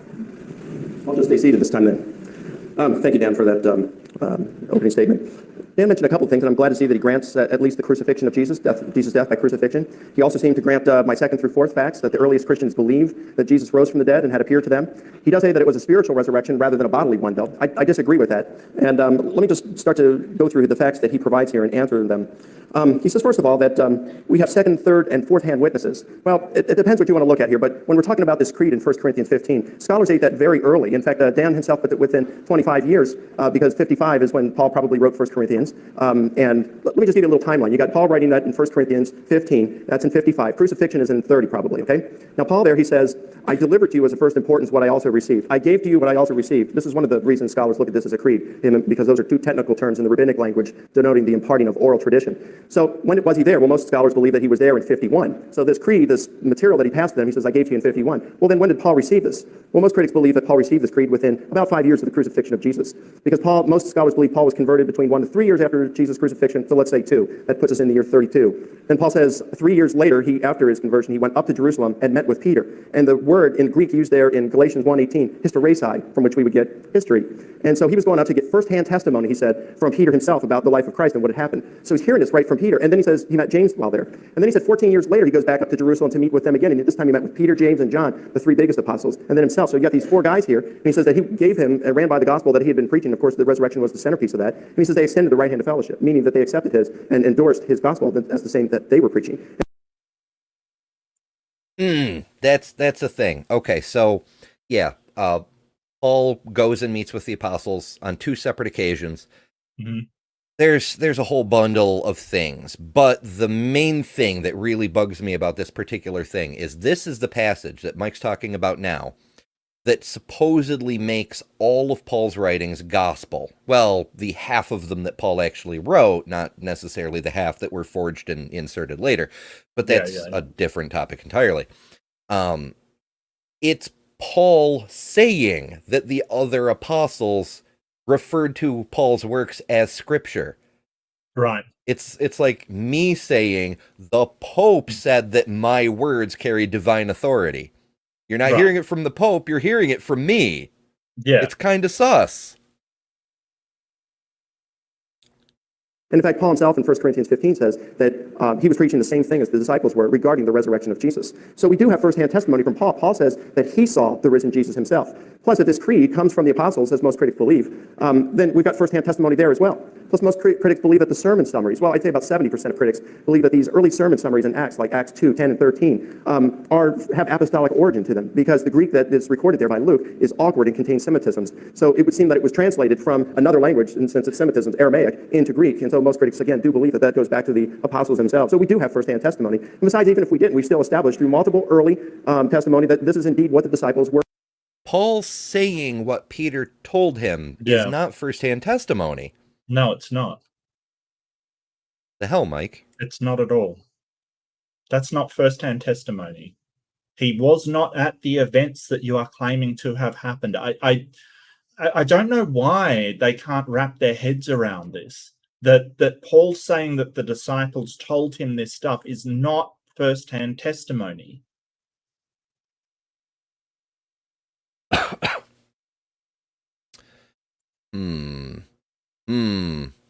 I'm giving Mike the side eye. I'm going to keep an eye on that guy. Claiming. So it's irrelevant if they were second, third, or fourth-hand testimony. The majority of critics today say we've got a lot of evidence, and I listed you 9 sources, and at least one, Paul, was an eyewitness for that.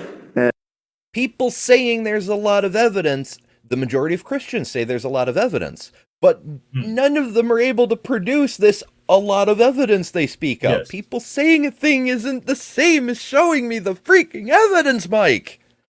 And I think that personal testimony isn't really evidence. Like this, it does come down to sort of maybe a little bit of semantics. I get that, but the whole idea of evidence, it should be evident. You should be able to produce it and show everybody, right? That's what evidence is. It's evident. So I think that testimony, I mean, it gets referred to as a type of evidence. I don't really think it's that strong, because it, like, you can't show what you have seen. You can't demonstrate it. You can't make it evident to other people. It is just a personal anecdote. So, you know, and nobody, and here's the thing, and Dan Barker's right in this, nobody puts this level of skepticism on their own religion that they put on others. Like, nobody says, hey, tons of people around Muhammad said that Muhammad did all these things. And Muhammad said this and Muhammad said that. So we should take that as strong evidence. No, they say, no, that's absolutely made up. But for our religion, right, for our particular one, that's really solid. That's really solid. So there is an intellectual sort of there's no sort of consistency in this.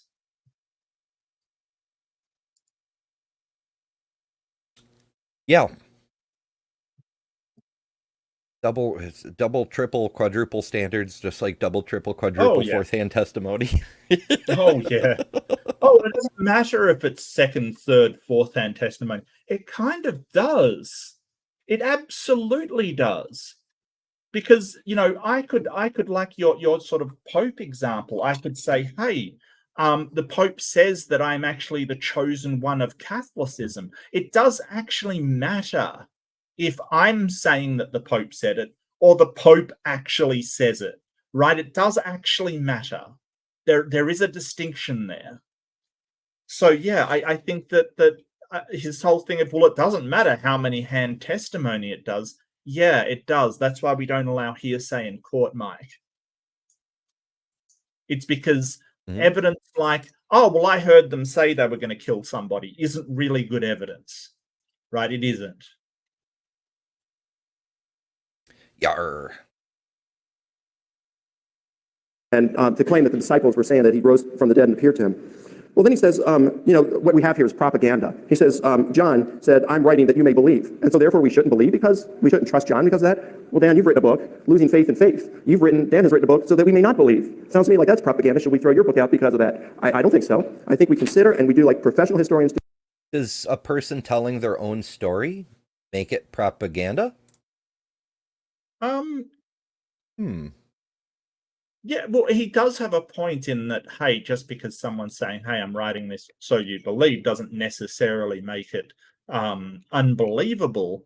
But I think Dan does have a point where he's sort of saying, hey, he even says that, hey, I'm writing this so that you believe it, is kind of like, I mean, yeah, but Dan Barker would never expect you to believe him just upon what he says or his experiences, right? He'll have logical and evidence-based stuff in his book to say, hey, but you're talking about an autobiography, right? Is an autobiography propaganda?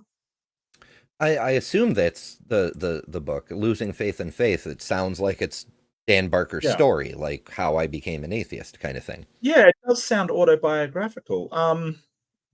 Well, I think so, and propaganda's really, really sort of badly defined. Propaganda's sort of any writing that sort of distorts the facts in order to further a political agenda kind of thing, which is ironic in that sometimes calling a thing propaganda is itself propaganda. Right. So I think it's pretty poorly defined, because just about any political literature is going to fall under the banner of propaganda. Usually it's when it sort of reaches a certain level of falsity for the facts that it's referred to as propaganda. But I don't think any autobiography is propaganda, because it's not really there to further any political aim. It's there to explain the story of somebody's life as it occurs to them. So it depends if you're presenting this as a true and factual account of history, or whether you're presenting it as, hey, this is the story of my life as written by me. I don't think they're on the same level there.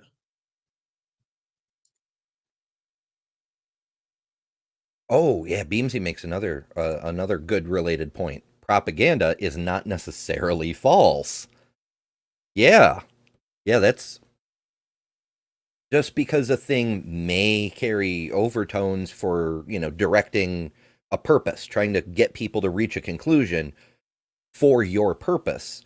That doesn't necessarily mean it's not true. It's a propaganda fallacy related to the fallacy. Yep. That's a very good point, Beamsy. You get a cookie. I was trying to figure out a way to say damn it, Beamsy, but I mean, he's right. No, damn it, Beamsy this time. Beamsy gets a cookie. Well done, Beamsy. I'm not trying to train Beamsy, honestly. I know that Beamsy is completely untrainable. I don't know, I just felt like giving away a cookie. Hell yeah. Now everyone's going to want a cookie. Damn it. Well, I mean, if they make good points, sure. That's true. Hey, yeah. No, I should have been doing this from the start. Why didn't I think of this earlier? Let's give away cookies. Yay, more cookies. Oh, you're going to make me hungry. Cookies. I do have a snack this time, though. I've got some unsweetened applesauce. Oh, that's good. I'm just surviving on coffee right now, so I'm good. I'm good. Eat. Do we weed through the material and get to that basic layer of historical truths that the historians look for? Then Dan says, well, if people are dead, they're dead. They're not going to rise. And he quotes Paine, Hume, and Sagan on this. Well, I agree that a person who dies, you got the second law of thermodynamics here, that their body's going to decay. They're not coming back to life by natural causes. But folks, no one is claiming that Jesus came back to life by natural causes. The claim is that God raised Jesus from the dead. And I don't see any reason why, if God exists, that there'd be any reason to say that this author of life couldn't likewise raise someone from the dead and give that person life if he wanted to. He says, well, extraordinary claims require extraordinary evidence. I think we have that. I think we've got extraordinary evidence for the resurrection of Jesus. We've got eyewitnesses. We've got not only to individuals did Jesus appear, but to groups, not only to friends, but to foes. And we've got an empty tomb. So the fact is Jesus was dead and that he was... We don't have an empty tomb, though. If we did, that would give you a stronger case, Mike. And we don't have first-hand witnesses either. That's the thing. Like, he keeps saying we've got first-hand... Who witnessed the resurrection of Jesus? Who? Because it wasn't Paul. He never witnessed the resurrection of Jesus. And we have good reason to suspect Paul of taking liberties with the facts. Not just because half of his stuff is known to be fake, but also that 500 witnesses thing. Yeah. The fact he just says 500 witnesses, oh, you can go to Jerusalem today and check with the 500 people. it's McCarthyism. There's no information provided for how to find these people. No names are given. We never hear from these supposed witnesses. It's pretty sus. Yeah. It kind of makes me doubt the rest of what he has to say. Seen by a number of people afterwards. And like I said in my opening statement, in the absence of any plausible naturalistic explanations, I don't see any reason why the conclusion So here Jesus we rose go. from the dead. Here we go. Here's the conflation. He was seen by a number of people afterwards. That's not a fact, right? That isn't a fact. You've got writings which claim that certain people saw him afterwards. None of them actually wrote it down. Matthew, Mark, Luke, and John, we don't know that was Matthew, Mark, Luke, and John. We don't know that that's who wrote it. We don't. And as Dan Parker pointed out, you start with Paul, and as time goes on, the stories get more fantastical. So half a century later, you have all of these ridiculous things happening, like dead walking around Jerusalem and earthquakes and things like this. We don't have these first-hand witnesses. You said that Mike Licona was one of the more honest ones. I'm kind of getting to the point where I want to push back on that this isn't honest at all. Yeah, Because I'm kind of feeling that way too. He really is conflating, like a lot of them do, about somebody writing that there were first-hand witnesses and there being first-hand witnesses. Yeah, it's deceptive as hell. And either Mike is doing it intentionally, in which case he's dishonest, or he's doing it out of ignorance, in which case he's kind of incompetent. I don't know. Maybe I got the wrong impression from that Bart Ehrman debate. Maybe. Or maybe, I mean, he might have just been listening to what's his name recently, and just because he's running with everything that guy says. Mentioned him earlier. Habermas? Yeah, Habermas, yeah. So he may have just, sort of drunk the Kool-Aid on that guy. Or it may be two different situations. The conversation with Bart Ehrman may have been an academic debate. Because notice the way, for instance, when we reviewed Dr. Tour, how he behaved in sort of a more popularized debate, sort of. So the one against Professor Dave, which wasn't really an academic debate, and an actual academic forum. He realized in the academic forum, I'm making myself look bad to the rest of the academic community by these wild rants. I better, calm down and be an academic. So it may be the forum that he's in that's moderating his behavior. It's possible. It's also possible he could have learned from this debate and decided to do better in the future. Maybe. I don't know. I'm certainly not saying that's the case. I'm just throwing out possibilities of why. Because, I mean, when I have conversations with people, like I'll go onto someone's channel, have a conversation, it's completely different than when I'm in a debate. When I'm in a debate, I'm coming at you. I am actively trying to disprove your ideas and establish my own as more plausible or as the correct stance. So I think if I'm having just a conversation with somebody, I'm not doing the same thing as if I'm in a debate.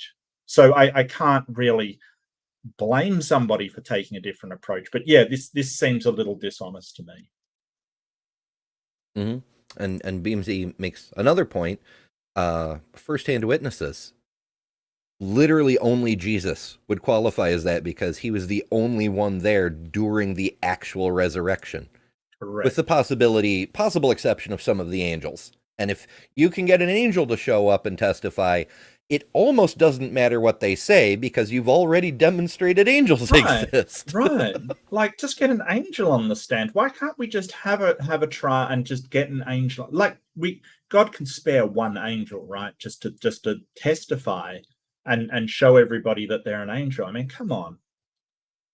Are angels just flat out these days? What's going on? There's just no, like, we gotta form a union for angels. It really sounds like they have no workers' rights whatsoever. I unionize angels. Maybe that's the problem. Maybe they did. Maybe that's what happened to Maybe they Lucifer. did. Formed a union Yeah. and got thrown out. Yeah, Maybe his they're whole on shop got picket closed. strike. Yeah. Mhm.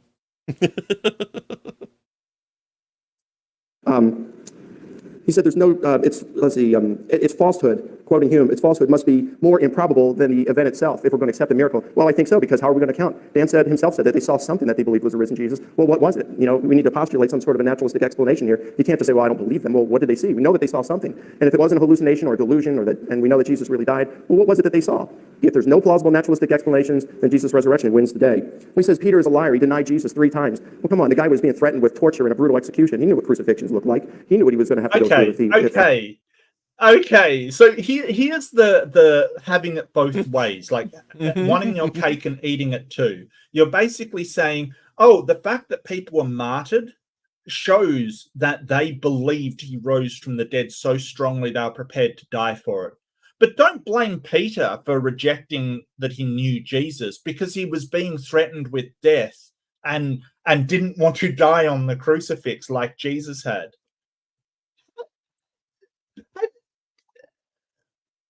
Yeah. What?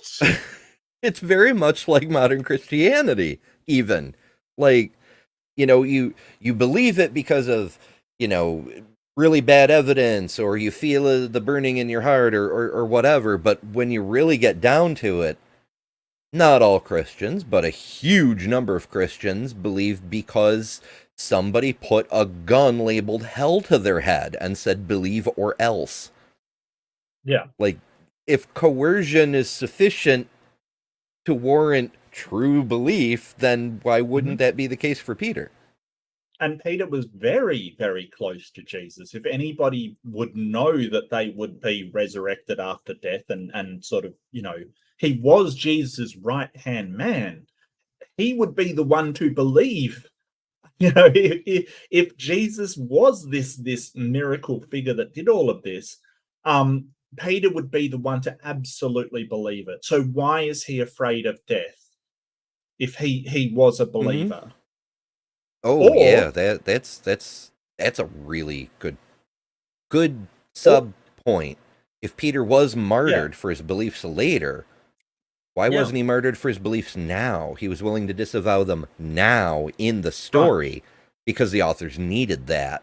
But if he really truly believed, why wouldn't he say so and be martyred now? And because of his profession of faith that Jesus not only had the magic mojo, but also would reward those who followed him, and we're all going to rise in the end. Wouldn't Jesus rezzing and then rezzing Peter for his loyalty be that much more powerful of a story than Peter just saying, no, I don't know that guy? Here's the thing.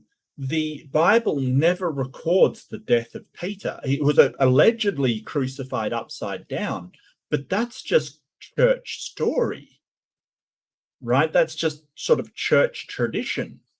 There's nothing that actually says that Peter was martyred.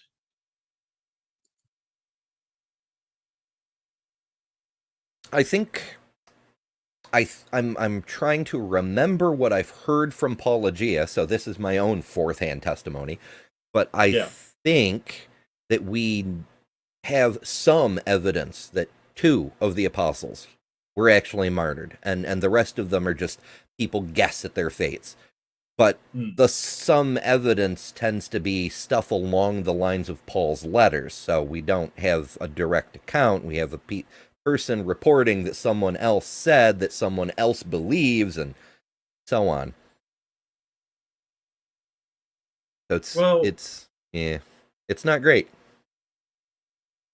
Yeah, so I think there's some apocrypha that sort of say that he was crucified upside down, but this is the thing, like it's kind of very fuzzy what happened to Peter. It's very, very fuzzy. Did he get martyred? We don't know for sure. We just don't know. That could be a story that the early church made up. And because additionally, Peter wasn't writing about Peter's death. Even though Moses managed to pull off the trick of writing about Oh yeah, Moses' actually, death. that's true. Maybe he could have. Yeah. Yeah, I mean, why not?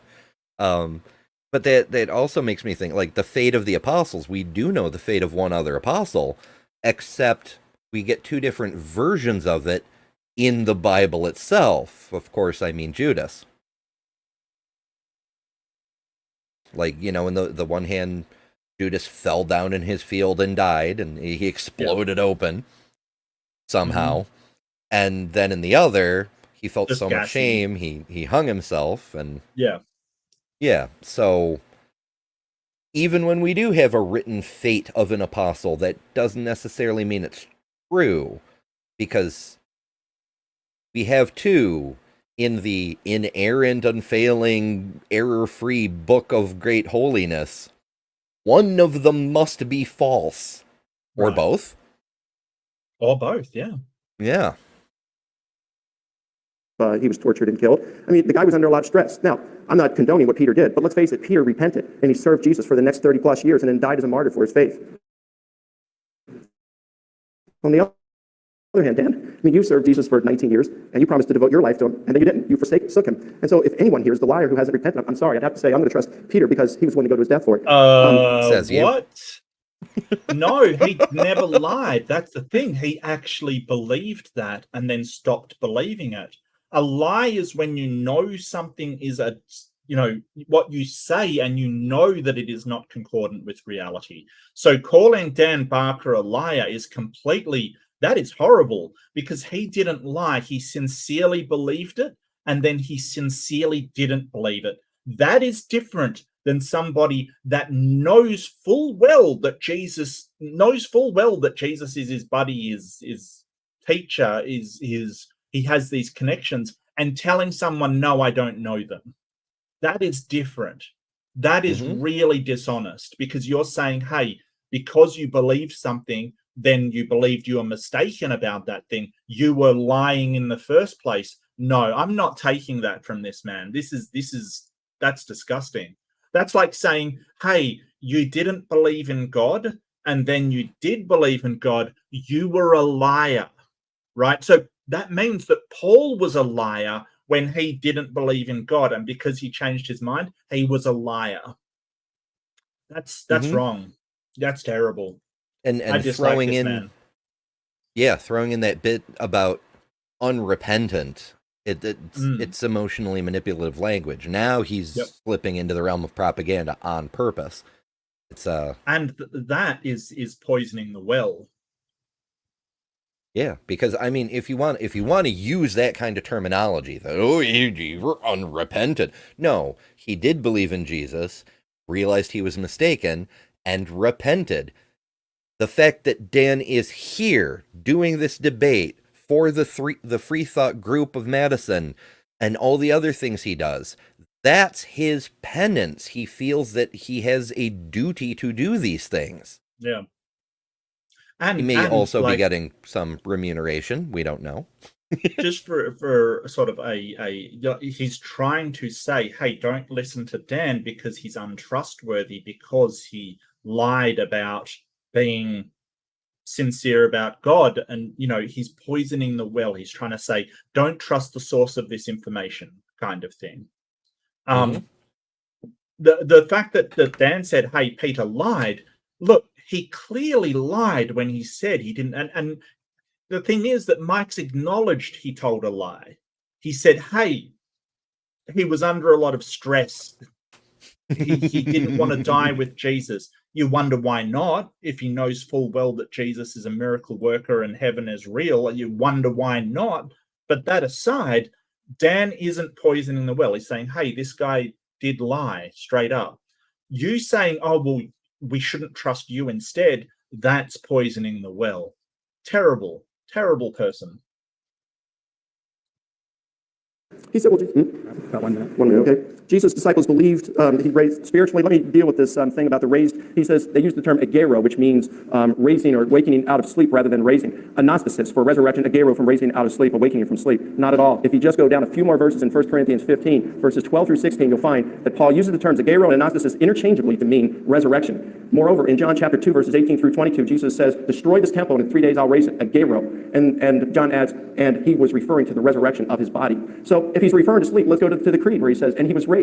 Well, if he's talking about a physical sleep, Paul adds the parenthetical statement after saying he appeared to more than 500. He says, most of whom remain until the present, but some have fallen asleep. That's why he's using a agero, because asleep was a euphemism to say a person was dead. Much like today we say the person has passed away.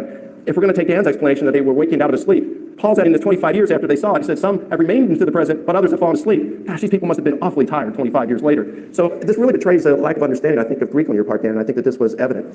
I guess I'm out of time, so I'll stop. Oh, Dan doesn't speak Greek, therefore Jesus. Mm. What an argument. Also, apparently, we're praising the weasel now. Praise the weasel.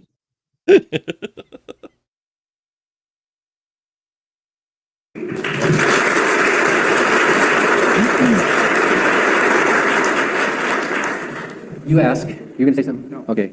You ask, so what did they see? Well, what did my grandma see? Would it have helped if I had gone to dig up my grandfather's grave to show her, Grandma, you're hallucinating? Would that have made any difference? I doubt it. She saw what she saw. People do hallucinate. People do imagine. We know that that happens. We don't know that dead people rise from the dead. Now, let's talk about Paul, because this is where the whole story shoots itself in the foot. Mike says that Jesus appeared to Paul. Now, you saw in 1 Corinthians 15 that Paul lists these appearances and then he tacks himself on the end. He's obviously editing it because he couldn't have been reciting something about himself until after himself. And he put it in the first person. How exactly did Jesus appear to Paul? You admit it's at least 2 years later, some years later, right? The body of Jesus supposedly rose from the dead and then physically ascended up into the real clouds, physical body of Jesus, right? Up there, hanging up there somewhere physically, defying gravity for all this time. Paul is on the road to Damascus and suddenly he hears a loud noise. He's knocked off his horse. He's knocked blind. And you wonder, how can a blind man see anything?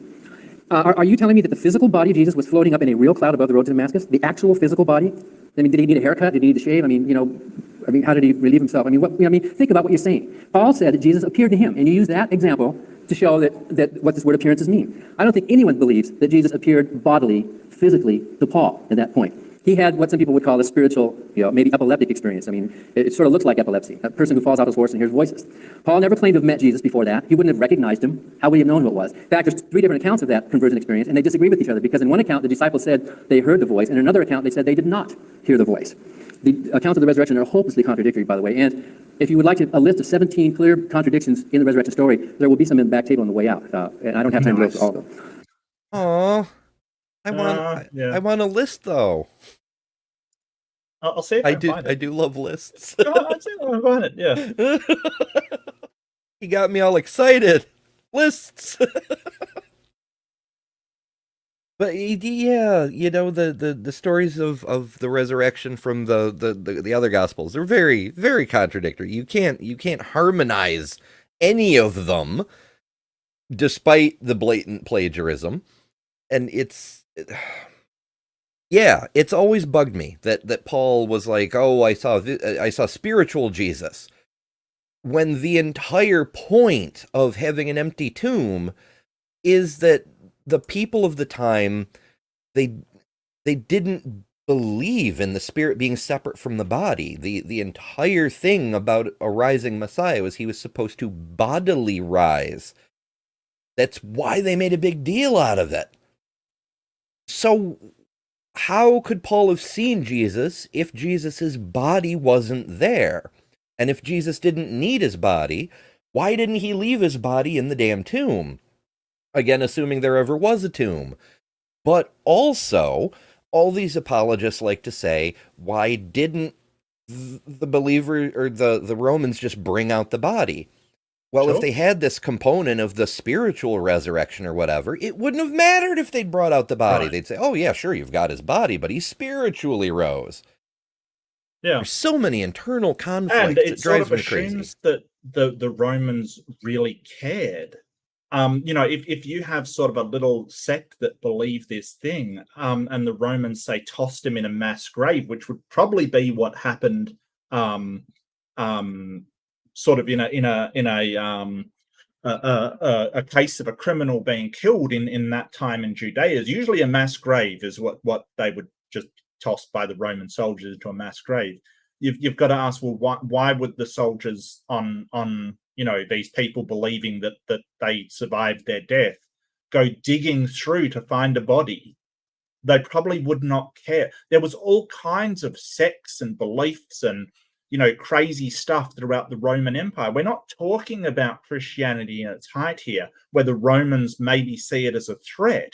We're talking about just a few people that believe this thing. Why would they care? We're talking about the Pontius of the province of Judea. Like, why would they care what people believe? It's not like they're any threat to them. Mm-hmm. I'd often wondered about that. Like, why were there persecutors in the first place?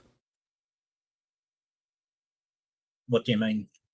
Like, so the idea is somebody felt that the Christians had to be ridden down and eliminated for heresy, I guess. But yeah, they had this whole turn the other cheek, help the Good Samaritan, all of these things. They weren't a threat to anybody in any way. So I realized there were a lot of heretical cults. There were a lot of people breaking the religious laws that needed to be dealt with. But you'd think the early Christians, if they were following the words of Jesus, as they ostensibly were, would have been really low on the priority list. Like, I could see Paul being a general purpose persecutor, hunting down all the heretics. But why the Christians specifically? It doesn't really track for me. But maybe I'm missing something. Yeah, well, I think that they sort of persecuted a lot of different sort of things, but don't forget, it wasn't the Romans doing that; it was the Pharisees. Like, don't forget, it wasn't like Paul was a Pharisee, lived as a Pharisee. Mm-hmm. So it wasn't the Romans specifically doing this kind of stuff.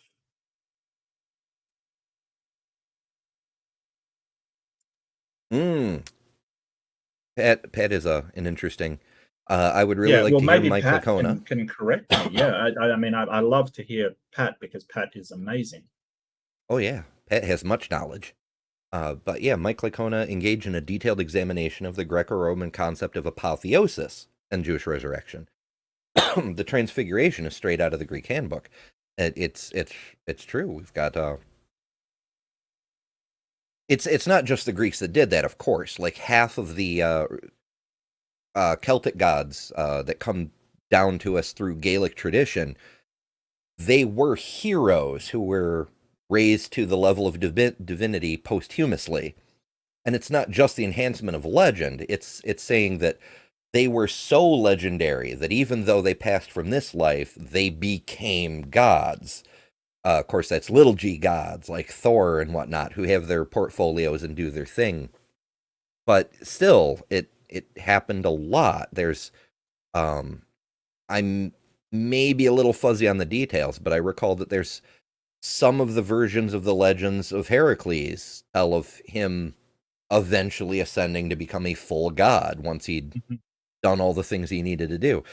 Of course, that is Greek, but the point is, this kind of thing happened all over the place, where a mortal became a god after doing sufficiently great deeds. So I've got the contradictions. I couldn't find the original. I was looking on Freedom from Religion Foundation, I think was where it originally was posted, but I couldn't find it on there. But I do have it, and it has nice Lego pictures if you do want it. Ooh. Yeah, Lego pictures are nice. Yeah, so if you do want to go through that quickly, I can share it, I think. Sure. Maybe we'll attract Nitty or Neil, because Legos. Well, that's true. Yeah, I forgot about Nitty. Nitty absolutely loved this. There we go. So I don't know if you can see that. I can maybe zoom in a bit. Yeah, that's better. Yeah. Yeah, so when did the women visit the tomb? You've got began at dawn, early in the morning rising of the sun.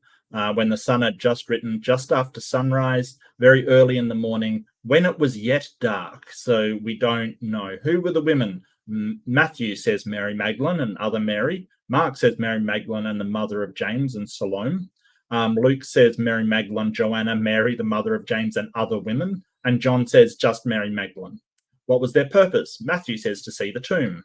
Mark said they already seen the tomb and bought spices for the body. Luke said they already seen the tomb and brought spices. And John said the body had already been spiced before they arrived. Was it open when they arrived? Matthew says no. Mark and Luke and John says yes. Who was at the tomb when they arrived? Matthew says one angel. Mark says one young man. Luke says two men. And John says two angels. Where were these messages situated? Matthew says angel sitting on the stone. Mark says young man sitting inside on the right. Luke says two men standing inside. And John says two angels sitting at each end of the bed. What did the messenger say? Yeah, and like it goes through all of these. Maybe this is a bit too long to go through all of those. But yeah, there's the weird thing is they use this as evidence that the testimony is more accurate for some reason, and I've never understood it.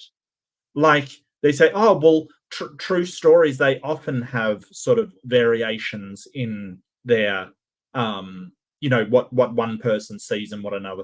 Yeah, that's true. So do lies as well. Lies have inconsistencies as well. Mm-hmm. And often they're not, crushing inconsistencies. The level of degree is significantly different. And where did Jesus first appear to the disciples? And this is the one that gets me. Matthew says on a mountain in Galilee. Mark says to 2 in the country, to 11 as they sat at meat. Luke says in Erasmus, about 7 miles away. And John says in a room at that evening. That, they should be consistent about where they were, right? Whether it was a mountain in Galilee or a room in Emmaus, they should be consistent. With something that significant? Ask anybody alive today, where were you on September 11th? Well, the people who were alive then, because there's quite a few people who were, since then. But anybody who lived through it, they know. Or go a couple generations back, where were you during Pearl Harbor? That kind of thing, you don't get confused about that kind of thing. Yeah, so this sort of shows that, hey, we ought to have at least for the thing of, well, where did he appear to you? The fact that they can't write the same place is a problem. It's a massive problem, because you're expecting these to be accurate and historical documents, but one says Galilee, one says this other place. You've got a problem, because if those people experience the same thing, they should write the same place. Yeah, there should be some consistencies at least. It's also always bugged me how it was a recurring thing that when people first saw the resurrected Jesus, even though he bodily resurrected, they didn't recognize him. He had to explain who he was or something. Yes. Yeah. Very peculiar. Yeah. Maybe he was a Time Lord and his face changed.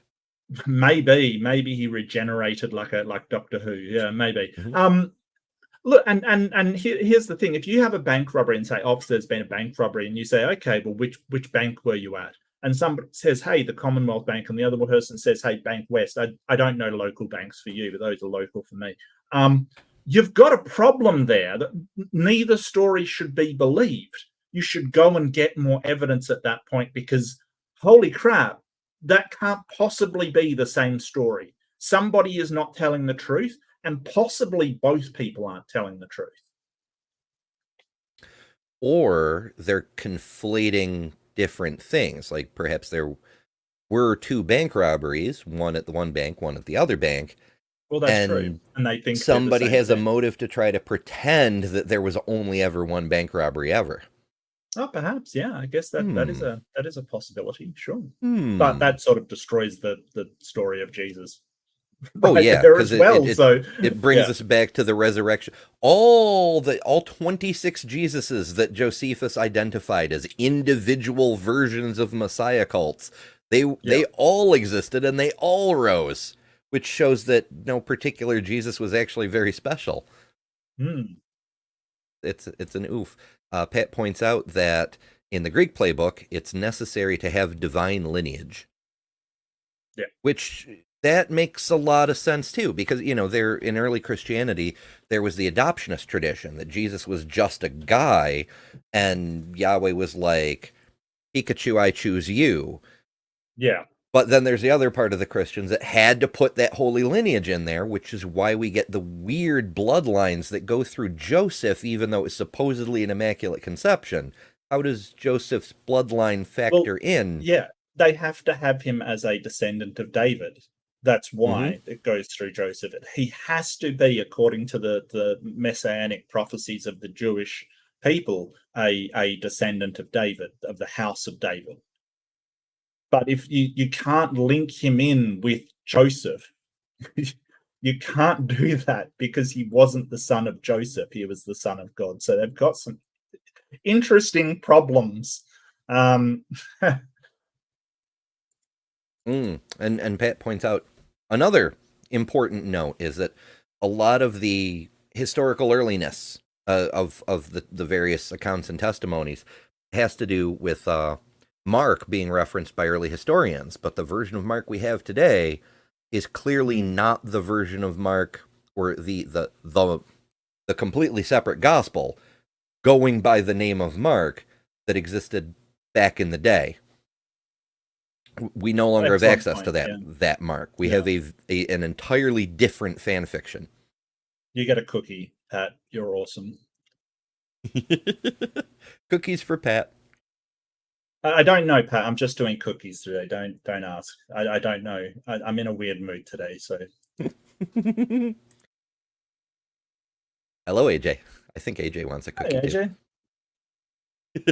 But I've no, seen you. I've put your comments up a couple of times. You earn your cookies around here, Ember. Like, we don't just give out cookies like the Catholic Church gives out wafers. You got to earn your cookie from us.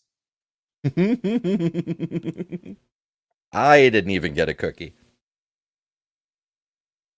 But clearly, and then when Paul's later explaining to Galatians about his experience, he said, when it pleased God to reveal his son in me. He described that experience later to the church of Galatia by saying, God revealed his son in me. He didn't say Jesus came up and shook hands with me. He didn't say, he said, peekaboo, who is this? He didn't say he met a body. For Paul, Jesus was an ascended spiritual Christ, not a real flesh and blood person. Paul never met Jesus. And yet in that same passage that we looked at, we see Paul's non-physical encounter with Jesus, but right up next to Peter and James and these others. Obviously, you can't have it both ways. That word opthi is a visionary or a spiritual experience. He did not bodily meet. If you think he did, then explain to me how the physical body was hanging up there. And where is it now? Does he need to wash his clothes once in a while? Is he physical or not? We don't know how the disciples died. We don't know about how any of them died. It's second century sources, except for Judas, for which there are two contradictory accounts of his death, and Stephen. We don't really know how any of them died. The life expectancy in the first century Rome was 45 years old for surviving children. So anybody who was about Jesus' age around the year 30 would have been dead by the year 55. By life expectancy. Certainly by the year 70, this would have been ancient. These would have been ancient people. And certainly by the 80s and 90s, if these men died horrible deaths of martyrdom and persecution, how did they live long enough to write those Gospels? Being martyred is not a good way to double your life expectancy. Obviously, these books were written by later generations. Burton Mack, a biblical scholar, says that he's convinced that the book of Mark was written by a second-generation fringe person who never knew any of the original followers. This is not first-hand testimony. This shows all the earmarks, and you didn't even address my evidence of legendary growth across history, starting from simplicity, where we have no bodily ascension and no angels and no women at the tomb and no rolling stone and no earthquakes and eclipses and that, until we get to the end. The mistake that Christians make of trying to view the entire Testament as if it were flat, when actually it grew over time. And you take Luke and John and you superimpose it back on the writings of Paul, thinking that you understand what happened to the earliest Christians. That is not what happened. This so-called Jerusalem factor is a phony argument. Who would have been interested to go dig up the grave of another supposed Messiah? Do you know how long it was before they started preaching the resurrection? It was the day of Pentecost, right? You know how many days that was? 49 days, 7 weeks. By the time they started preaching, it was probably a couple of months. By the time anybody might have cared to break the law, because it was a crime to dig up a grave in those days. By the time anyone might have taken this sect seriously enough to care to break the law, and if they had known where the grave was, what happens to a body in that climate, in that part of the world, after 2 months? What happened to Lazarus? After 3 days, he was stinking, right? Suppose they had found the body and found this decomposed skeleton and paraded it through the streets of Jerusalem. Would any of the disciples have believed that was the body of Jesus? Nobody in their right mind, no critic in their right mind would think they could pull off something like that. Would you? But it would explain why they didn't recognize him. Oh, you think he was zombified? He was you know, in zombie, that's. Look, I think that's even worse than my Bigfoot Jesus. I think you're going to get a lot of flack from the Christians for that one. Hey, we held a vote. I had two options. I said Okay. somebody pointed out I didn't have a zombie Jesus in my inventory of Jesuses. You know, I've got Bigfoot Jesus. I've got Strawberry Jesus. He's one of my favorites because he's a little fruity. Oh, Yeah. hey, that sort of is like a Dionysus figure kind of thing, right? Yeah, a little bit. Yeah. Like Strawberry Punch. Anybody? Let's get debaucherous. Like let's go. For sure. Yeah. We've got biblically accurate Jesus. Oh, you know, why is that biblically accurate? Because obey my words, bathe in my blood, do as I say, do not question, or else. Yeah, that kind of thing. Yeah. Kind of satanic. But I didn't have a zombie Jesus, so I made a couple versions. I had the Skella Savior, and I had the Moldering Messiah, and you know, the Moldering Messiah won the vote because it looks like somebody who might have been around a shorter period of time, 40 days perhaps. Looks Whereas like a the Marvel villain. skeleton version. I gotta be honest with you. It looks like a Marvel villain. I'm sorry. I mean, it's kind of what we're dealing with here. Pat says, have you ever read the account of Romulus's apotheosis? It might be interesting to take a look at Plutarch's Life of Romulus, beginning at chapter 27. I have not. That might be interesting. I'm going to punch that up on Google now so I don't forget later. Plutarch, Romulus. I'm sure someone throughout history has actually bathed in blood. I think it's more, how you get covered in it during wartime kind of thing, or medieval war, but sure. Probably somebody somewhere has. Yeah, I can't think it's very hygienic. I mean, I'd be worried about getting Hep C or something, I just... Yeah, especially back in the day. And that's another thing. People like to take the whole Yahweh told people to wash their hands under running water, therefore germ theory somehow. But then Jesus said not to do that. We separate ourselves from the people following the law of Moses strictly because we do not wash our hands. We have faith that, God will keep us free from plagues or whatever the hell. If he truly were, whether the Son of God or simply imbued with the Holy Spirit, why would he do that? Why would he not know that? I have very no strange. idea. So seems here, like Jesus pretty unhygienic, gotta say. For real. I mean, when you're rotting, you worry about it a lot less. I just put in the chat a link to a copy I found from the University of Chicago of Plutarch's Lives pertaining to Romulus. I hope it's the right thing. There is a chapter 27 here, so I'll take a look at that later. But for anybody else who wants to go play, there's that link. Let's see. What else? I feel like I'm missing something. It's okay. Do you believe it? If somebody paraded a skeleton down the streets? No one seemed to know where he was buried. His tomb was never venerated, although the tombs of other supposed resurrected saviors, like Dionysus and others, were venerated, even though the tombs were supposedly empty. This was, the tomb was never even as a shrine. In fact, a young man told the women, come and see the place where the body lay. So Christians would have been going there, right? They do today where they think the shrine is, but they didn't back then. They must not have even known where it was. There must not have even been a tomb. This whole idea of an empty tomb is just this idea to give some credence to the resurrection of the body. The body of Jesus, if he lived and if he was publicly executed, probably rotted in a common grave where it might have been eaten by dogs. That's what happened with most of those executed criminals. There was no sepulchre, there was no tomb, and according to your very own evidence, Paul's testimony of supposedly seeing this ascended Jesus, resurrected Jesus, there were no bodily appearances. The 500 is a conveniently round number. Who in Corinth, a quarter of a century later, would have got that document and said, oh, he was seen at 500. Well, what are their names? What are their addresses? Who were they? Why did no other historians at the time notice anything? Why were there no rumors reported during the first century? Why is there a complete silence in history about any of these supposed events? It looks to me like Paul, Mark, Luke, John, through their religious fervor, through their desire to keep their faith alive, tampered a little bit with the facts. They exaggerated, and why not? They were human beings. Human beings do that all the time. We all do that all the time, don't we? We know of stories all the time of religions coming and growing and people exaggerating, embellishing. To the Roman soldiers. We know that he did. And so, Let's go to Ray Comfort. Like, have you ever told a lie? Then what does that make you? A liar. Yeah, I hate that thing. I really do. But yeah, we know that Peter wasn't this perfect human who would never lie. And here's the thing. On the whole, Christianity was kind of, it was a new idea, right? And it was a lot. It was a lot better idea than the Old Testament Jewish laws that were around at the time, kind of thing, like, stone people for their transgressions. Forgiving them and trying to sort of make amends for your wrongdoings is just a better idea, right? People will die for a better idea or to change society, even if it's not motivated by a god. It may just have been that Christianity was a better idea than what was floating around. It may have been worse in some respects, but it is plausible to think that, hey, these people that followed Jesus thought his ideas were worth dying for, even if they knew it wasn't God-given. It reminds me of, to go back to Washington, since the apotheosis mention brought the apotheosis of Washington back into my head. There's a story about George Washington. He was so honest. He was unlike any other man. He spake like no other man. All of that crap.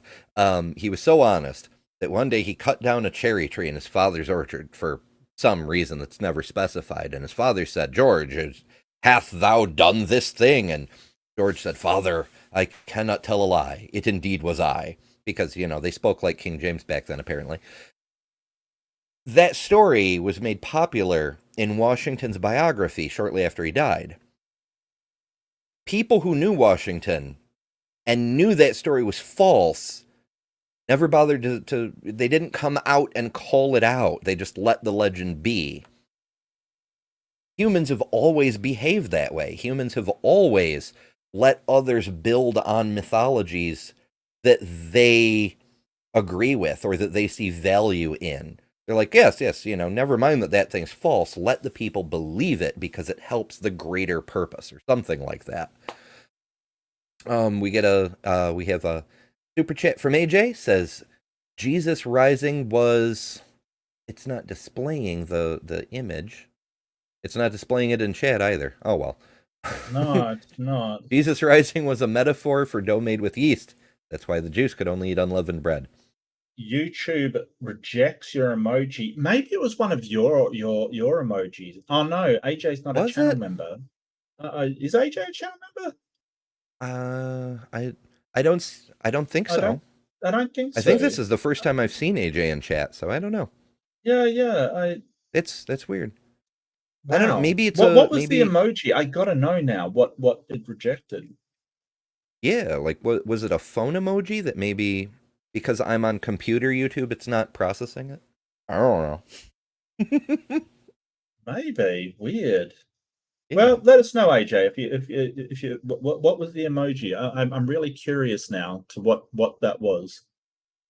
Yeah, but even so, I appreciate the super chat, and it's a yeah. I want to make a pun about bread puns, but it's just not coming to me. My meat brain just it isn't doing it today. Pat says, "Who is this Jesus or Romulus? The multitude accordingly, believing this and rejoicing in it, went away to worship him with good hopes of his favor." And it was oh, I see. It's it. Who could it be? Name that Pokemon, kind of thing. Yeah, I think you can give out 10 memberships a month for free, I think. Isn't that the case? I don't know. YouTube confuses and baffles me. For somebody that's on YouTube, I should know more about YouTube. It's terrible that I don't, and I acknowledge that. I will try harder, but I think you can give out 10 a month for free, AJ. As I understand it, it varies with channel size. Does it? At Okay, our gotcha. size, it's 10 a month. AJ being much bigger may have more available, but I don't know. That makes sense. Gotcha. So like I said, I know very little about the platform that I actually work on. So, there's that. Yeah. It's pretty neat, though. It's still nice that we get to, fling those out and things. Yeah, I think it's awesome. Apparently, it wasn't an emoji. I don't know. It's very puzzling why there was. It just says object. Well, OBJ, which I assume is object, right in the middle of the super chat. Yeah, I well, don't know object why in then. programming can literally be anything. Everything's an object in programming. It's essentially any data whatsoever is an object. So it's kind of a ranked hierarchy. So you have objects, then certain objects are integers, certain objects are strings, certain objects are this. But if you want to refer to, like if you want to put any data into something, you refer to it as an object. It's just a classification system. Yeah, I don't know all that much about. Unless you're using object-oriented programming, and then an object is its own thing that can be made into something. It gets complicated. I'm sorry. I shouldn't have gone down this route. It just terrible. Tangents! Tangent! I'm really missing my emojis right now. I'm not going to lie. Yeah. I Not know. that yours Well, amazing. Yours are amazing, but I'm missing the tangent emoji so I can school myself. Yeah. yeah, I feel you. Although Andrew reminded me at the start of the stream that I still haven't made a tangent queen emoji. Oh, nice. I may get to that. But even if I do make Yeah, it, why not? actually, no, I did make one. We just haven't Okay. had a new slot open up for a new vote yet, and I Yep. didn't want to screw up the existing vote. Okay. Yeah. So yeah. I'm So all for it. next vote, it'll be on the thing. I think. I'll double check right now. Let's see. Studio memberships. Come on, YouTube, keep up. We are currently at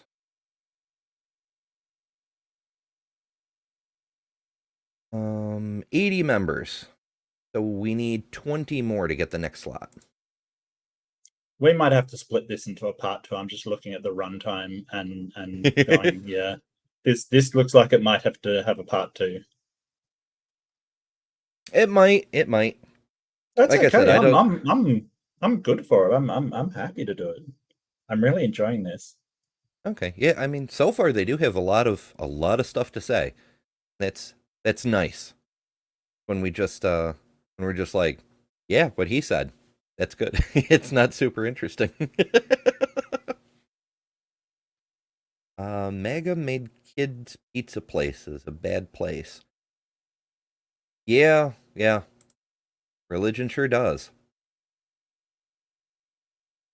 I'm actually before the show, while I was being distracted by Erica dunking on Jeffrey, I was working on a script for a new video, and the religion poisons everything thing kind of comes up a lot, because the guy that the video I'm responding to, he keeps like trying to, I don't know. I don't want to get too into it because it's way of a tangent, but he's trying to make the case that atheism poisons everything, that all the ills in the world are the fault of atheism.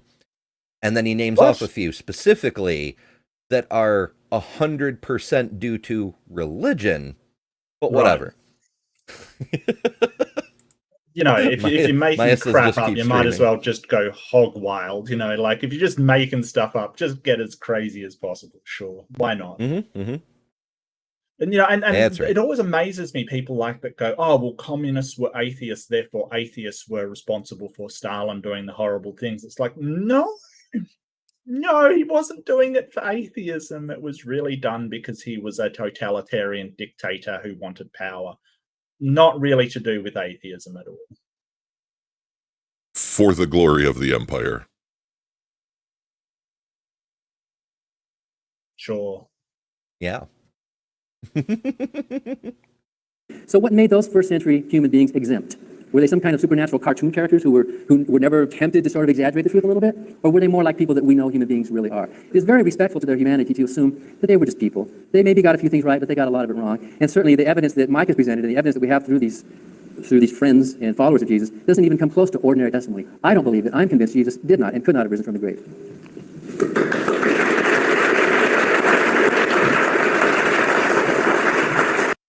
at least Mike has the decency to applaud. Yeah. Nobody's throwing tomatoes. Nobody's throwing shoes. Yeah. Yeah. That's true. Okay, we'll move to what we've pretty much moved to in these comments, a time when our two debaters can talk to each other and respond to each other. We'll give Mike the first 11 minutes, and then we'll let Dan take 11-minute time of bringing questions and focusing an actual dialogue. Dan, you'd mentioned how, I think the first thing you saw was, well, these disciples, Paul and James, they saw something, but what was it they saw? What did your grandma see? And you said, you mentioned a grief hallucination. And I would agree with that. If she really believed she saw your grandfather, a grief hallucination sounds like a good explanation for that rather than a resurrection. I don't think that this fits in I don't think that this can explain the experiences to the disciples, and I'd like to see how you respond. First of all, in the creed itself, and you had mentioned a couple times about the evolution in the Gospels. I'm not going to deal with that. I don't think I need to, because the evidence I presented was from very early material, such as the creed, the eyewitness testimony of Paul, and the sermon summaries, which are things which are traced back to the apostles. So just going with that, we've got the fact that Paul said he saw the risen Jesus. Yeah, they're traced back to the apostles, but you're not saying they're traced back to. You're saying they're first-hand testimonies, not true. That this is the thing. He says we've got first-hand thing. Oh, but they're traced back. That's not first-hand. Mm-hmm. And it's worse than that even. Like he's abridging the claim now, but when he first presented it, it was 75% of scholars who live today believe that it can be traced back to, It's a claim with extra steps. And in a state of mind where he'd be grieving the death of Jesus. He was glad. He was trying to finish the job and get rid of the Christians. So I don't think grief hallucinations would explain the appearance of Paul. Neither would explain the appearance to the skeptic James. That James was a pious Jew is implied in Josephus, Book 20, Antiquities of the Jews, Book 20, Section 200, and it's also mentioned by Hegesippus and Clement of Alexandria. And James, being a pious Jew, would have had the rabbinic interpretation of Deuteronomy 21:23, cursed is anyone who hangs on a tree. And so he would have seen his brother as cursed by God, and therefore he wouldn't want to follow a false Messiah, so he wouldn't be expecting him to come back. And then grief hallucinations don't explain the empty tomb. If the tomb is empty, well, the body would have still been in there, even if they'd experienced hallucinations. And then finally, we know that hallucinations aren't collective. They're not seen by groups of people as in... Hold on. I've heard this one a lot, and it pisses me off. There is no such thing as a group hallucination. Except there is. The miracle of Fatima, the Salem witch trials, there's a gazillion examples. We don't call it a hallucination when it's done by groups. It's a mass hysteria. I think that's an outdated term too, because hysteria is more than a little sexist. But just because it has a different name doesn't mean it doesn't happen. Right. I thought it was just called mass hallucination, to be honest with you. Is it called mass hysteria, is it? I'm not sure what it's called these days. Oh, Let's yeah. ask Okay, so Google. here's a bit of a list of them. The witch trials, like you mentioned. The dancing plague of 1518, a case of dancing mania. Yeah. I think I've read about that, where people started dancing and it kind of became contagious and they just could not stop dancing. That is so weird. Irish fright.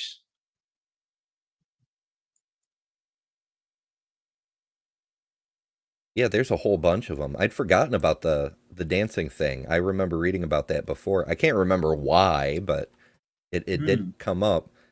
Oh, here's a good one. Spring Hill Jack sightings.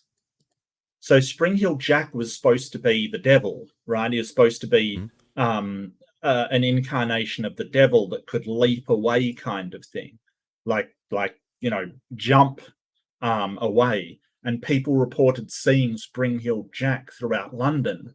Just this real weird sort of mass delusion that this person actually existed. It didn't exist. Yeah. It's lower grade, but similar stuff like the UFO craze, Mothman sightings. Like nobody talked about Mothman until people started talking about Mothman. You know? Right. How could I forget Mothman? Like the first time I learned about Mothman, I think it was on Breeze Channel, Hive Science, and it was just like the amount of people that were sure they had seen this Mothman was just incredible. Mm-hmm.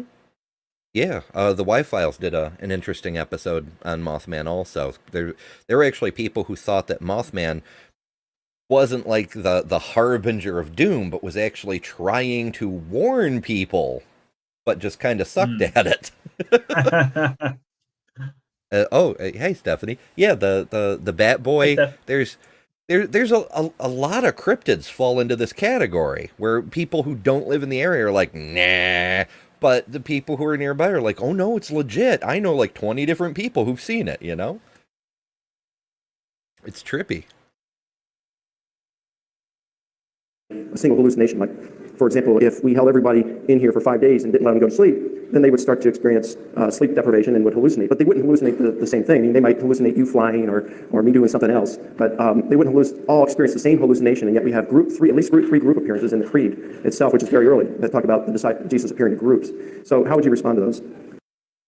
So I have somewhere, probably in my storage unit, I have a copy of a comic called The Amazing Man-Bat. It's by DC Comics. I don't know. Like, they were like, hey, Batman worked so well, what if we switch swords around? Like, okay. It brings it to mind. That's a thing that they did at one point. Well, I don't think what happened was necessarily grief hallucination. I use my grandmother as an example of what the human mind can do. The human mind is very creative in all sorts of ways. If I'm sleep deprived, I will have some slight things happen in my brain that aren't normal. I mean, we've all gone through that, right? Oh, but, yeah, and that brings up a really good one. The black dog, which is when drivers see a dog leap at them from the road because of their brains being sleep deprived. You're probably aware of that one, right, Ember? Mm-hmm. I saw the movie a long time ago. People have asked me about it. I've never actually seen a black dog myself, but I have been so tired that I was driving on a highway, and there was a Jeep in front of me, and I intellectually knew it was a Jeep, but what my eyeballs were seeing was a giraffe. There's a giraffe going 65 miles an hour down the highway, and I'm like, I need to get the fuck to bed. Right, you need some sleep. Yeah, absolutely. That's a thing. Oh, I just mentioned you, Bree. You say Mothman. You summon the Bree. There, just appears. That's right. My buzz is stuck in the corner of the window here. That's Bree's entrance thing, is whenever a Bree appears. Yeah. There we go. Now the buzz is moving.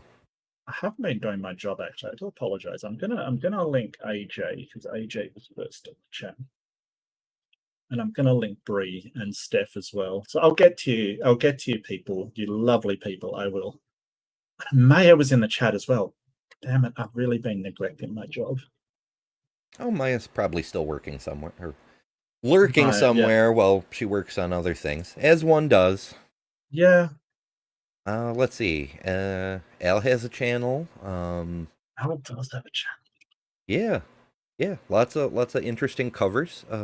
Well, not really covers. They're more Weird Al style retoolings of existing songs into much better songs about apologists. Let's see.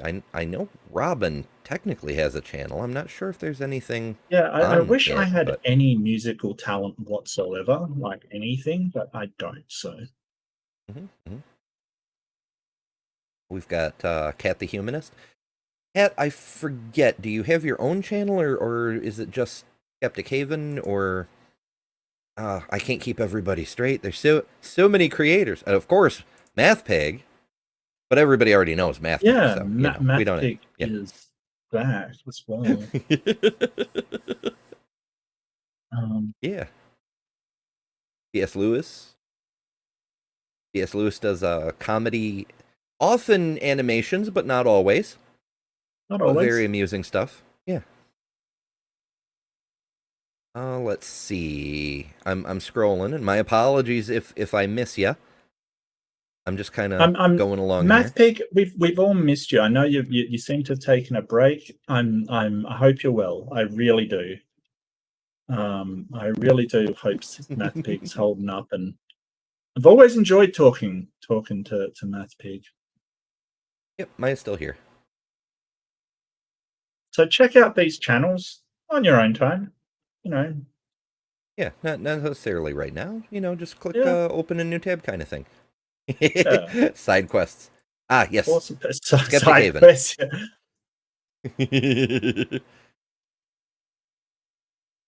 Okay, yeah, Robin has playlists of various skeptical stuff.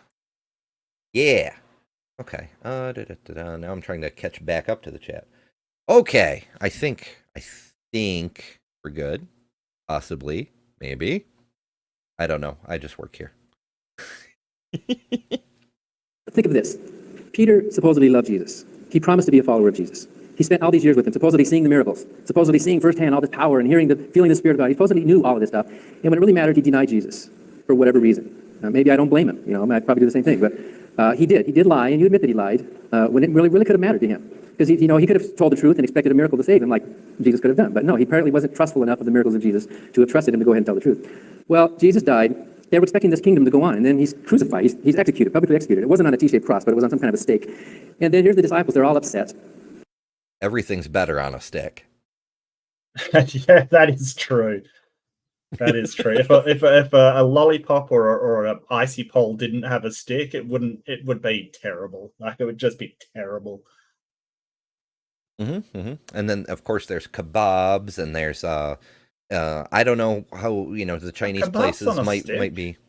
Yeah, exactly. Are they In here? How are they there? a kebab? A kebab. Yeah. Mm-hmm. Oh, that's what yeah, makes them a mean that kebab. kind of Is they're kebab. honestly. Yeah, okay. Yeah. Yeah, no. So that isn't like you're talking about a kebab, a North American kebab. Kebabs over here are like the traditional sort of Turkish wrap kind of thing. It's like wrapped up, and you have Oh, I think I know what you mean, but we call them. Well, there's some debate over what we call them. It's gyro or gyro or gyro. Yeah, or that's Greek. whatever. That's slightly different. It's called a doner kebab, Yeah. if you want to look that up. It's a Turkish dish on a vertical rotisserie kind of thing. Like it's rotisserie, and then it gets put into a Turkish sort of wrap thing, and you have a doner kebab. They're really good. Like, they're really good. Yeah, I tend to agree. The halal vendors around here, because Americans don't like to learn the proper words of things, they just want to call things what they already know them as. They still call them gyros and gyros or whatever the hell, even though that's technically Greek, but it's close enough. They just kind of go with it. But yeah, the halal stuff. Every time I find it, I just the lamb especially. I fucking love lamb. Yeah. Doner kebab is what I'm talking. So this is just a cultural thing, that a gyro over here is different than a doner kebab, which is different than shawarma as well. Actually, we also have, I don't know if you have, do you get halal snack packs? Maybe. I don't know. HSP? Yeah, because that's what we have over here. Like, when in my uni, you could get like kebab or a halal snack pack, which is it's all falafel to Americans. That is true. Falafels exist as well, and they're all slightly different. This is the thing. Over here, anyway, they're all slightly different. But halal snack pack is like basically the meat and stuff from a gyro or a kebab, that it's in a box kind of thing that you just eat out of the box. It's actually quite good. Not that I have to eat halal. It's just, yeah, I do like it. Who did I miss? I'm failing to do my job again. I missed Hive Science as well. I mean, technically you're on the show. It's not your job to do links. I feel like it is. I'm giving myself extra duties. And yes, I said duties. Duty. Duty.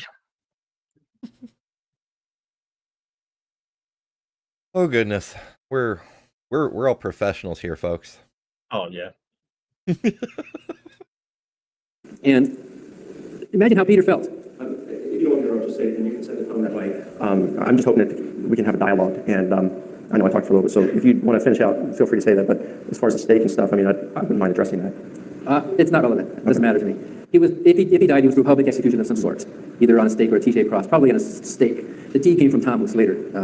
But imagine how Peter must have been feeling, right? His close friend, he's devoted his life to this guy, these years to this guy, and now he's dead, right? On Black Sabbath, on Saturday, even according to you, there was no resurrection. They were confused, right? Even they'd heard him talk. They've heard that verse that you quoted, that I'll raise this temple in 3 days. And they still didn't have any hope. They were confused. Imagine that you had a real nasty fight with your wife or loved one, and you said some things that you really regretted. And then you're thinking, oh gosh, I should apologize for that. I shouldn't have said that. That was horrible. But before you get a chance to apologize, she dies. Well, not only are you dealing with the tragedy of her death, you're also feeling kind of, ooh, I wish the last thing I said to her hadn't been that. Oh, you'd be feeling really horrible. You'd want to be forgiven. You'd want to make it right in some way. You'd wish. Yeah. That was a huge anxiety for me when I was a child. Like, I remember very distinctly waiting for my school bus. And because I lived on a farm and we had a very long driveway, and school was often in the winter, Yep. I was not happy. I'd been standing out in like -20-degree weather for an hour waiting for my bus. -20 Fahrenheit, I hope. That's child abuse, if that's I mean, when you're getting into that range, they're pretty close to each other. right. Yeah, no, I gotcha. Yeah, because the crossover is -40 C. It's the same for both. Yeah. So I guess in C it would have been like, I don't know, in the neighborhood. It's not super, but yeah, bloody cold. And my mother, also in a bad mood, said something snippy. I don't remember what, but I got mad. And when the bus finally came, she like she did every day, she said, "Have a good day. I love you." And for the first time, I didn't say I love you back because I was mad. And then I got on the bus and immediately thought, what if she dies and I never get to fix this? Why is my brain like that? Yeah. In a way, it was kind of a positive net experience because realizing the potential for regret so quickly, so early in my life, made me make decisions with a mind to not regretting things later. Yeah. And But, there's always going to be some regrets in your life. I think that's it's learning for them for moving on. Like you said, like you learnt something and moved on and sort of saying, hey, well, I can do better in the future. I think that regrets aren't that bad. It's when they control what you do in the future that it becomes bad. Are your parents still alive, Ember? If you don't mind me asking. Oh, that's good. That's really good. Yeah, that's awesome. And it's important to say, like, they polled a certain amount of people in palliative care, sort of on what their regrets were about their lives, and it was interesting what it brought back. And we always find the same things.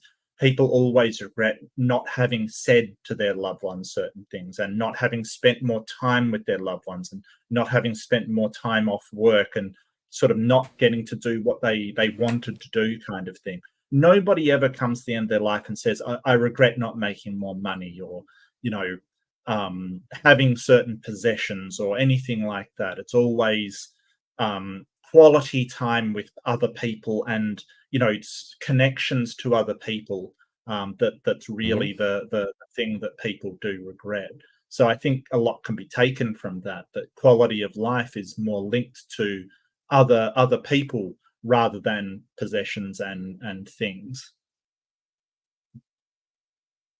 Yeah, absolutely. When both of my grandmothers, when they passed away, I made it a point to try to stay in touch with them, and as the kids were babies, you go through that period where you're working all the time and you're parenting when you're not, and so it got harder to stay in touch. But I made it a point to, like, at the very least, take pictures of the kids and send them either by email, or in the case of my father's mother, I had to burn them onto a CD and mail the CD. But whatever, I sent pictures of the kids and whatnot, and I was very glad I did that, because there were sometimes there were long periods of time where I just couldn't. I didn't have the time, I didn't have the energy, or whatever the case. But in with both of my grandmothers, because I made it a point to do it when I could, I was able to at least connect and share pictures of their great grandkids within a couple of weeks of their passing. So it was like, I'm glad I did that, because if I hadn't, I would very much regret it later, you know?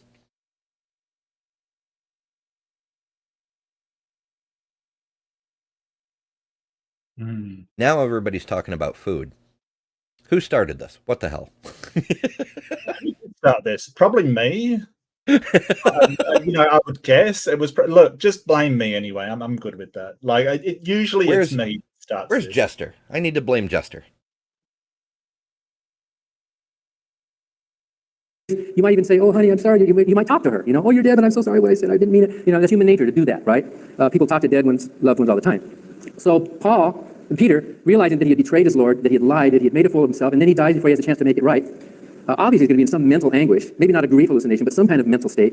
Oh, Jesus, I'm sorry. And he believed in the afterlife. He believed in spirits. He believed that Jesus would be alive somewhere. So he would talk, Jesus, please, I'm sorry. Please, forgive me for what happened. I'm sorry. And then he hears the voice of Jesus. Jesus says, Peter, I forgive you. All is okay. I know. And now, you know what? Something like that could have happened. It happens all the time with Christians today, right? So Peter says, oh, great. Everything is made right. And he goes and he tells his buddies, I talked with Jesus and everything's okay. And his buddies, Peter saw Jesus. Peter saw Jesus. Jesus appeared to Peter. And then others, well, I'm going to pray too. Oh, yes, Jesus, yes. And Jesus appeared to me. That word appeared, ophthi, you agree, is used all the time for a spiritual inner psychological appearance. Otherwise, we're looking for is there an empty grave of Moses? Moses, ophthi, to Peter. Moses and Elijah appeared. It's used of seeing the sun. And in Greek, ophthe, in the aorist tense, of course, means that you saw something. It's a sight. So it could mean, hey, this is a sight right here. Now, it can be used in the sense of a vision, like it's used by Paul when he talks about when he was caught up into heaven. But he said, I don't know if it was in the body or not. So for Paul, it was so real, he didn't know if this was something that he would still say it had extramental qualities to it. So, no, I disagree that we're talking about hallucination or something. You do agree with me that ophthi. So Jesus gained psychic powers? Like he had to physically appear to the disciples and have Thomas poke his holes? Right. But when he got to Paul, he could just... Yeah. I mean, it's not... We're not saying that that excludes it, but it's kind of odd that these things are not... They're not the same experience that these people are having.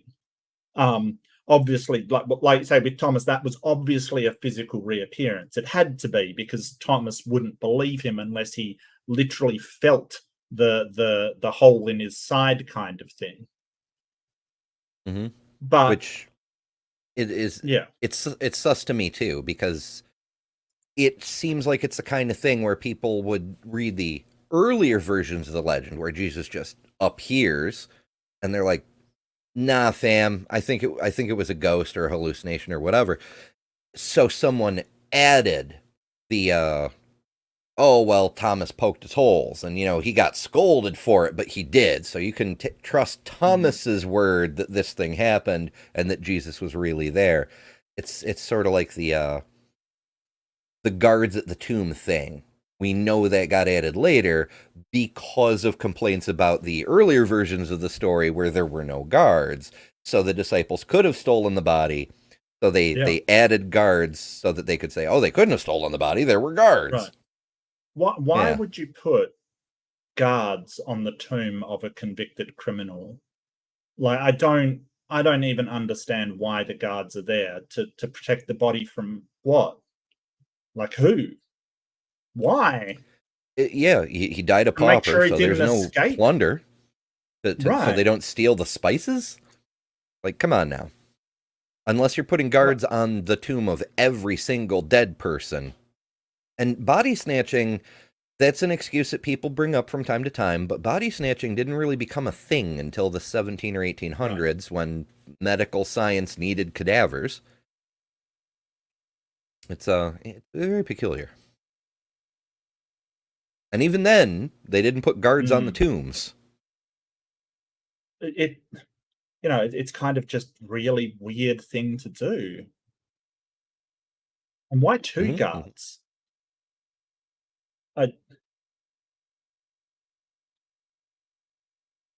Yeah, it's very strange. I guess to keep each other awake or something. What would a buffet look like in heaven? Would it be all... No, I don't... Okay, so veganism, that's a whole other thing. But vegetarianism, I dated a vegetarian once. She the way we got talking was actually related. I was having, I don't know, something with meat in it. Let's call it stroganoff because I can't remember. But she sat down with her bowl of salad, and she went, "I don't have to kill for my meals," or something equally snarky like that. And I just pointed at her salad, and I'm like, "I kill one cow and eat for a few weeks. Your salad is literally genocide." I don't put stock in that whole it's somehow more ethical to eat plants because they're living things too. Just because they're not animals doesn't mean they're not living, you know? Hmm. Now there's other reasons that it may be more beneficial to have a vegetarian diet. Maybe it's a buffet of manna. Like when the Jews were in the desert, they got manna from heaven. Maybe it's all manna, but they didn't seem to like the manna, so it can't be that great. Like I assume that it's pretty terrible because they didn't like the manna from heaven. Well, we did just do those chapters recently. It seemed to be that wasn't that they didn't like it; it's that they were tired of having it nothing but it all the time. They were like, "Oh, we miss meat. We should go back to Egypt where they have the good food." Well, I mean, it can't be that great if they sort of like, well, it's not that great and we miss meat kind of thing. So maybe you're going to spend heaven chowing down on manna, and you'll miss meat kind of thing. Who knows? I mean, I spent there, more than 40 days eating just crackers. I can tell you, you do miss meat after a while. Sure, sure. Ay, ay, ay. Oh. Bree says you have to season the manna properly. Yes. It's not necessarily a bodily physical appearance, right? Absolutely. Not necessarily. Right. And since it's used in the exact same construction in other parts of the Bible, Moses of thee to Peter, right? Which no one took as a bodily appearance. Well, I don't know about that. I mean, you're talking about the transfiguration Yeah. there. Why did Peter say, if it was that type, why did Peter say, let's build shelters for these guys? You don't do that for visions in heaven. You mean so Moses died thousands of years earlier and his body, his physical body came back down on that mountain? Were you talking about an actual physical body you could reach out and touch? Yeah, You think that happened? Yeah, I do. Yeah. Well, And the language. Moses, who we are nearly certain never existed. Yeah. Kind of. Yeah, that brings up. There's a lot of things with the Jesus story. Like we can bicker about the empty tomb and the possibility of the resurrection and stuff, but there's other elements of the story that are obviously not even a little bit true. Like the temptation where Satan took Jesus up to the one mountain where you could see the entire surface of the earth at one time. No such mountain. There's no location on Earth you can do that. Even the moon, if you want to argue that that's a mountain somehow, you can only see 50% of the Earth at any given moment under ideal conditions. So that's not a thing that literally happened. Then there's also the fact that Jesus, whatever he may have been, was also a rabbi who taught the Old Testament, which means he believed in the flood of Noah, which we now know did not happen. So if he were, whether adoptionist or actual divine being, whatever the case may be, connected to the all-knowing Ujaboo up in the sky, he would know that. So the fact he was believing in things and teaching people things that are not true kind of sacks the whole actual incarnation of God business. And he went back in time to talk to Moses. Can we just focus on that for a sec? Like Jesus got a DeLorean. Maybe he was a Time Lord. Maybe he was. Look, this Doctor Who Time Lord thing is getting more and more evidence as we go along, and that scares me a little because that because if the Time Lords are real, then the Daleks are real, and that's just something I'm not prepared to deal with right now. So that's fair. No, nobody needs Daleks to be real. You think demons are bad? Although we do have Michael Knowles, who likes to scream "exterminate." So Which doesn't say wouldn't prevent that at all. Well, when Paul got this vision to go to Macedonia, remember that? Yeah. The Macedonian appeared to him in a vision. That word was ophthi. Yeah. He appeared to him. Was the actual Macedonian standing in the room as a physical man? I would say not. No, so you agree that that's an ambiguous word that I doesn't agree. necessarily mean a bodily physical appearance. And exactly why it doesn't. It can mean physical. It may mean non-physical, but that's precisely why you can't use that to say it meant a vision, because now you're saying it's requiring vision, and it doesn't follow. Okay, you tell me what's more likely. Did my grandfather physically, bodily appear to my grandmother, or was that a mental thing that happened? I think it was a grief hallucination on your grandmother's part, but that can't account for the appearances to the disciples. It may for Peter. Maybe you could say Peter was in the frame of mind. Well, Peter was the first one. Yeah, but it doesn't account for Paul. He wasn't grieving. James wasn't grieving. It wouldn't account for the empty tomb. Weren't they grieving? Did they not love Jesus? I'm pretty sure they were. I mean, like, where's he getting that aside from just to, try to knock down Dan's alternative? It's very strange. And hallucinations aren't group appearances, and that's why, Dan, almost all scholars today reject the hallucination hypothesis. You said 75%, right, of scholars. The empty tomb. The empty tomb. How did you get that? Ad populum, just because the scholars don't like it doesn't mean it's not true.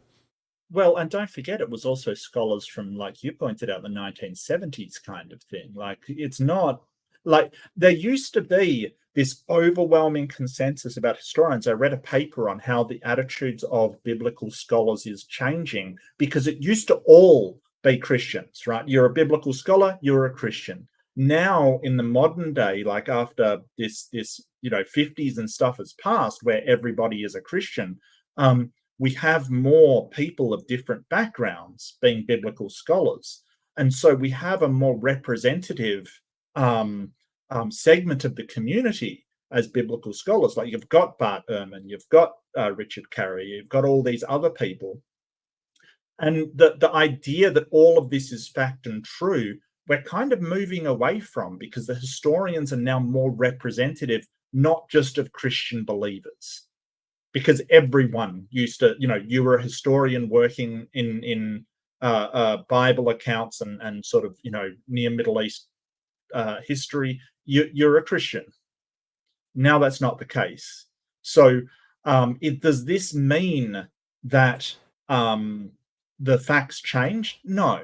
It just means that, you get less people who really, really believe this happened. Yeah. There's so I got a chance to chat with Kip Davis a little while back at Neil the 604 Atheists. He does, after the deconversion story, he does his big open room and you get to chat with people. And I asked Kip, I'm like, why, after having deconverted, are you still so into the specifically biblical stuff? Kip's specialty is Dead Sea Scrolls, but ancient Hebrew texts in general. And he said, because even though he doesn't believe anymore, he finds it really fascinating, because so much of what the people wrote, why they wrote it, the way they wrote it, it sheds a ton of light on what the culture was at the time and how things have changed over time. Because every culture, whether they want to or not, every time there's a new translation of scripture, they put their own little twist on it, and you can see the changes across time. It's really, I mean, it's horrifying, but it's also pretty cool. And it's from a historical perspective. Well, not just historical. Like these stories are really interesting. I find the biblical stories interesting. They're interesting, right? Like it's like I love a Greek mythology. I love Greek mythology. Always have, ever since I was a young boy. I love Greek mythology. I know they're not true. They're just stories and cultural retellings of these myths that have been passed down the generations. I still find them fascinating. There's no reason we can't go, hey, I like the Bible for it being some, interesting stories that the people told to contextualize their world. There's nothing wrong with that. It's when you start believing those stories, that mythology actually took place and should influence what we do in the world, then it becomes a problem.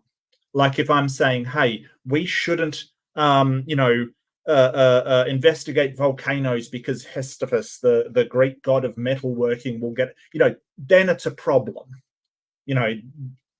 Nobody should,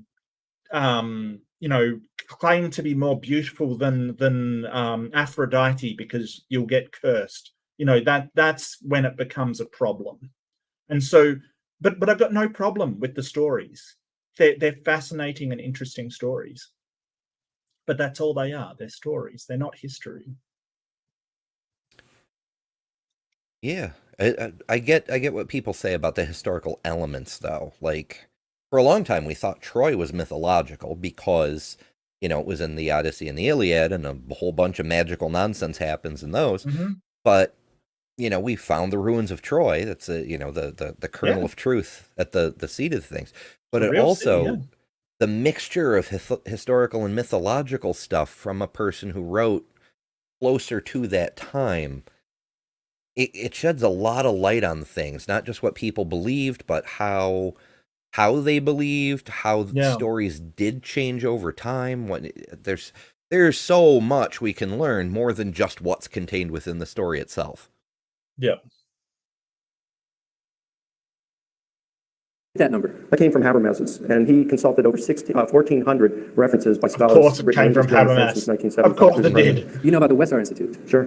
Well, you know there's It's a seminar. 75 plus qualified scholars with PhDs or equivalent in the biblical languages, in the studies, who agree that Jesus did not. They're believing Christians, and they believe in God, they believe in the Spirit, they believe in miracles, most of them do. And yet they, on scholarly grounds, reject the bodily resurrection. So Sure they do, but by and far, most scholars today believe that the disciples held to a bodily resurrection. Gert Ludemann, have you heard of him? Yeah, I know Gert Ludemann. Okay, he's an atheist New Testament critic. And let me read you something that Ludemann wrote. And this is on 1 Corinthians 15. Again, Ludemann is an atheist New Testament critic, and he says this: "Let me hasten to add that I do not question the physical nature of Jesus' appearance from heaven." Then he went on to explain why Paul is, in 1 Corinthians 15, referring to a physical body, then adds, "All of this derives from Paul's inability to think of the existence of a person after death in a non-bodily form."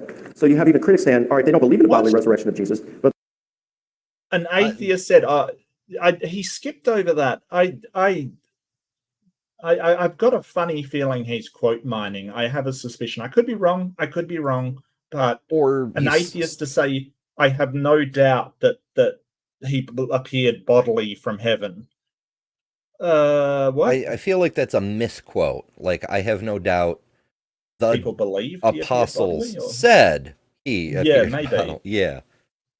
Because, like, if an atheist believed that were literally true, the claim at the bottom of the pile were literally true, Yeah. that person would definitionally not be an atheist, right? Like, Right. it's I like don't saying know how you would. Sorry, go ahead. like I believe Jesus had magic powers and therefore was the literal Son of God, but also I don't believe in God. That's an incoherent pair of statements,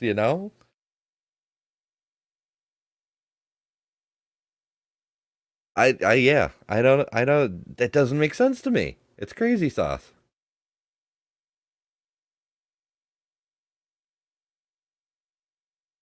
but they'll at least say that the disciples held that. The disciples held to a bodily appearance of Jesus. And that's why, the creed, you've got, Paul says that that Christ died for our sins, and that he was buried, and that he was raised on the third day. It's like what goes down in burial comes up in resurrection. And then 4 other times throughout 1 Corinthians 15, he says, it is sown, it is raised, it is sown, it is raised. What goes down comes up. And then elsewhere in Paul's writings, like Romans 8:11 and Philippians 3:21, he strongly applies bodily resurrection. Okay, then explain why in that same chapter, 1 Corinthians 15, Paul uses egiro for that formula, but later when he's talking, he mixes egiro and anastasis. Yep, those terms are used interchangeably. They're not used interchangeably. If you look at the text, you'll find I looked at the text. They are used in a comparative way, not an interchangeable way. For example, Paul tells Christians, "Awake, thou that sleepest, and rise from the dead."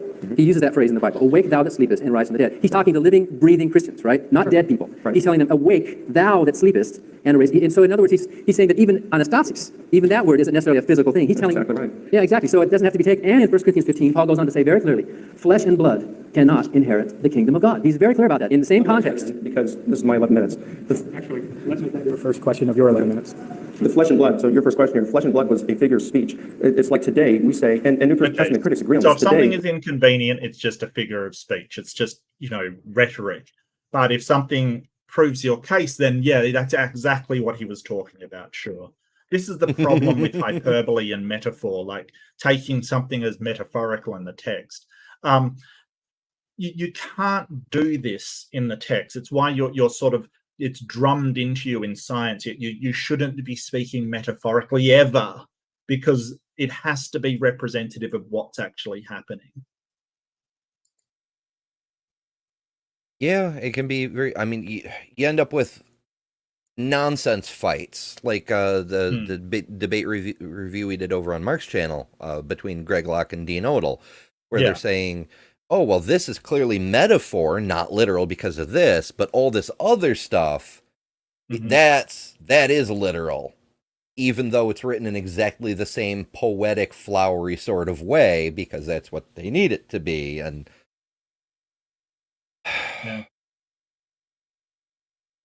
these people can be exhausting sometimes.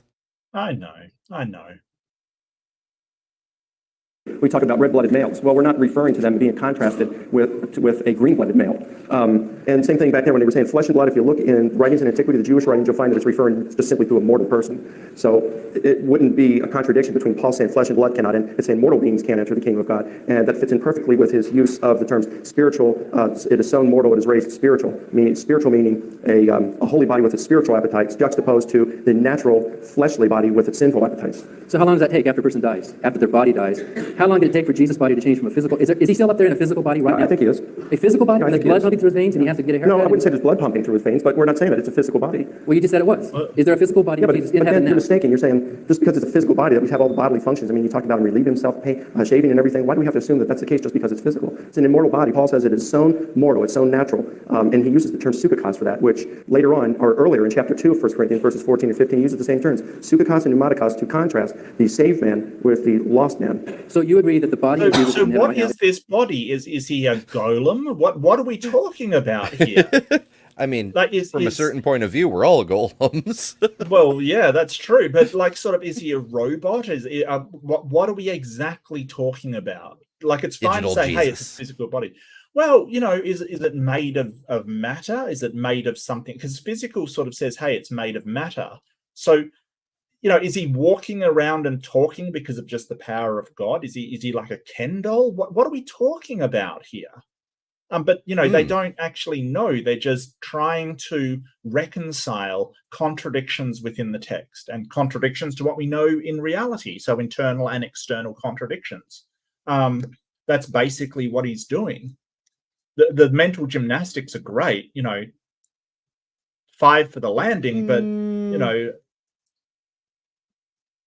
Yeah, I actually got to deduct some points for the mental gymnastics because Dan outmaneuvered him real quick there.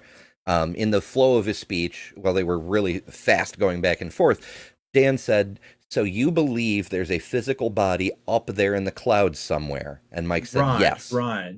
Yeah, good point. Mike, 100% of biblical scholars in this sample thinks that Jesus is in the clouds literally, not as a figurative substitute for heaven, not as some transubstantial, existential, outside of the universe way, literally in the clouds.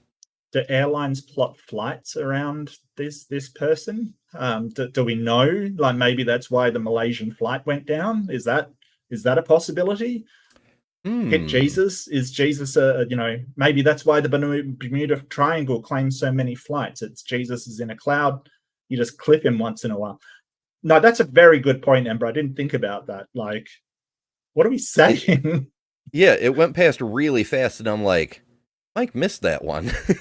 All right, so now we know what all the unexplained aerial phenomenon is. We've got it. It's Jesus. It's Jesus ducking and diving from aircraft. Yeah. Yeah, Carrie says we lost Jesus through the hole in the ozone. Damn. And that's why he hasn't come back. Fluorocarbons. Damn it. Oh, what have we done? Oh goodness. But the the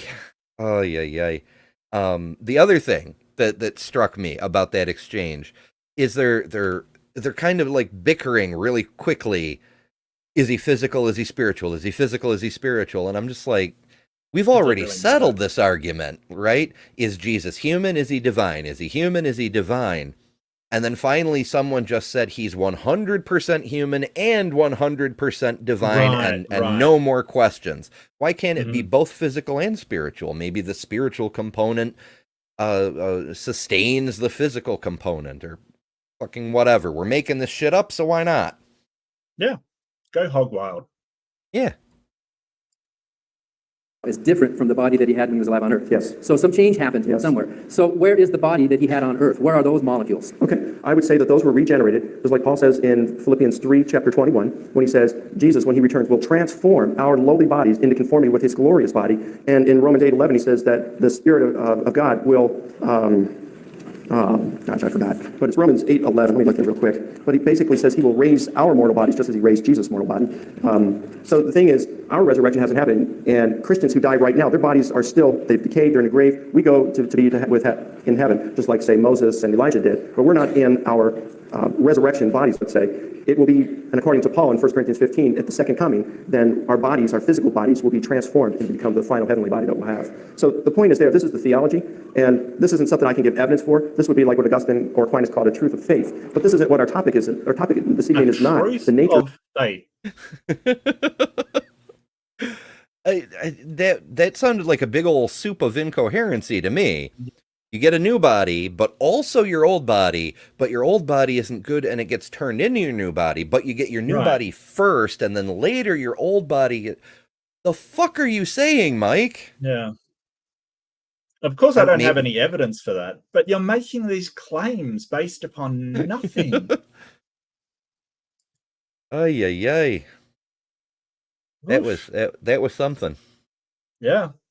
This is what passes for scholarship in the biblical side of things. Yeah. of Jesus' resurrection body, it's did Jesus rise from the dead? So even though I believe in a bodily resurrection, that the Bible teaches that, nevertheless, even if he rose spiritually, he still rose. Spiritual resurrection is resurrection. And that's the topic for tonight's debate. Did Jesus rise from the dead? Well, of course, a spiritual resurrection cannot be shown to be a historical event. Otherwise, everybody with dead relatives would say that they had a resurrection in their family. Why, no, I wouldn't say it's a resurrection. So when Paul saw Jesus on the road to Damascus, I mean, you agree that he was not blind, right? Yeah. And a blind man saw Jesus. Well, I would say that they all saw the bright light. It doesn't say that Paul was blinded on the spot. It said that No, after they didn't all the see the sight went bright away. light. No, that's not true. That isn't true, even according to the biblical count. Only Paul saw the bright light. The others did not see the bright light. They, in some accounts, they heard the voice. That isn't true. That's 100% incorrect. Even according to the Bible, Paul did not see Jesus. He saw a bright light and heard a voice, and the others didn't see the bright light. Yeah, well, I mean, inconsistency. What can you do? Yep. He didn't see anything. He was blind, but it doesn't say he was blind immediately. So a physical body had this bright light that blinded people. So at that point in time, when the physical body of Jesus was somehow levitating up in the real clouds, above the real ground, in real space-time, was that the first real body that he had, or was that his changed body that he had? Okay. Which body was that, after 2 or 3 years? I would say the changed body, but let me ask you this: are you granting me Acts? Because if you're granting me Acts, then we can really settle this thing with bodily resurrection very easily about Paul. Well, in Acts we find contradictory accounts of the. Not at all. I don't find yes, that we at all. do. We find that in one case, in Acts 9:7, the men that were with him heard a voice. But later in Acts 22:9, the men that were with Paul heard not the voice. Is it direct contradiction to the Bible? Yes, it is. Let me ask you this: if you said this a couple times, I'm just curious. Have you ever taken a course in Greek? Yes, I have. I translated much of the New Testament from the Greek language. How many courses, college courses, have you taken in Greek? 2 years of college Greek. 2 years of college Greek. Okay, so that gets you through Koine Greek, of course. Okay, that gets you through beginners and intermediate Greek. Maybe a course of exegesis. I can appreciate that. Okay, and I've had 5 years of Greek, and I've studied Greek now for 20 years. I can see these things you're saying, Dan. He's had 5 years of Greek, but he studied Greek for 20 years. Okay. Maybe he sort of. I mean, apologist math? Well, I mean, maybe he was involved with somebody Greek or had a Greek background. I don't know. But modern Greek isn't the same as ancient Greek either. So I don't know. Maybe he was in a fraternity. Maybe he was part of Phi Sigma Delta or something. I don't know. I lived under Greek letters for all 5 years. My entire life was lived under Greek letters.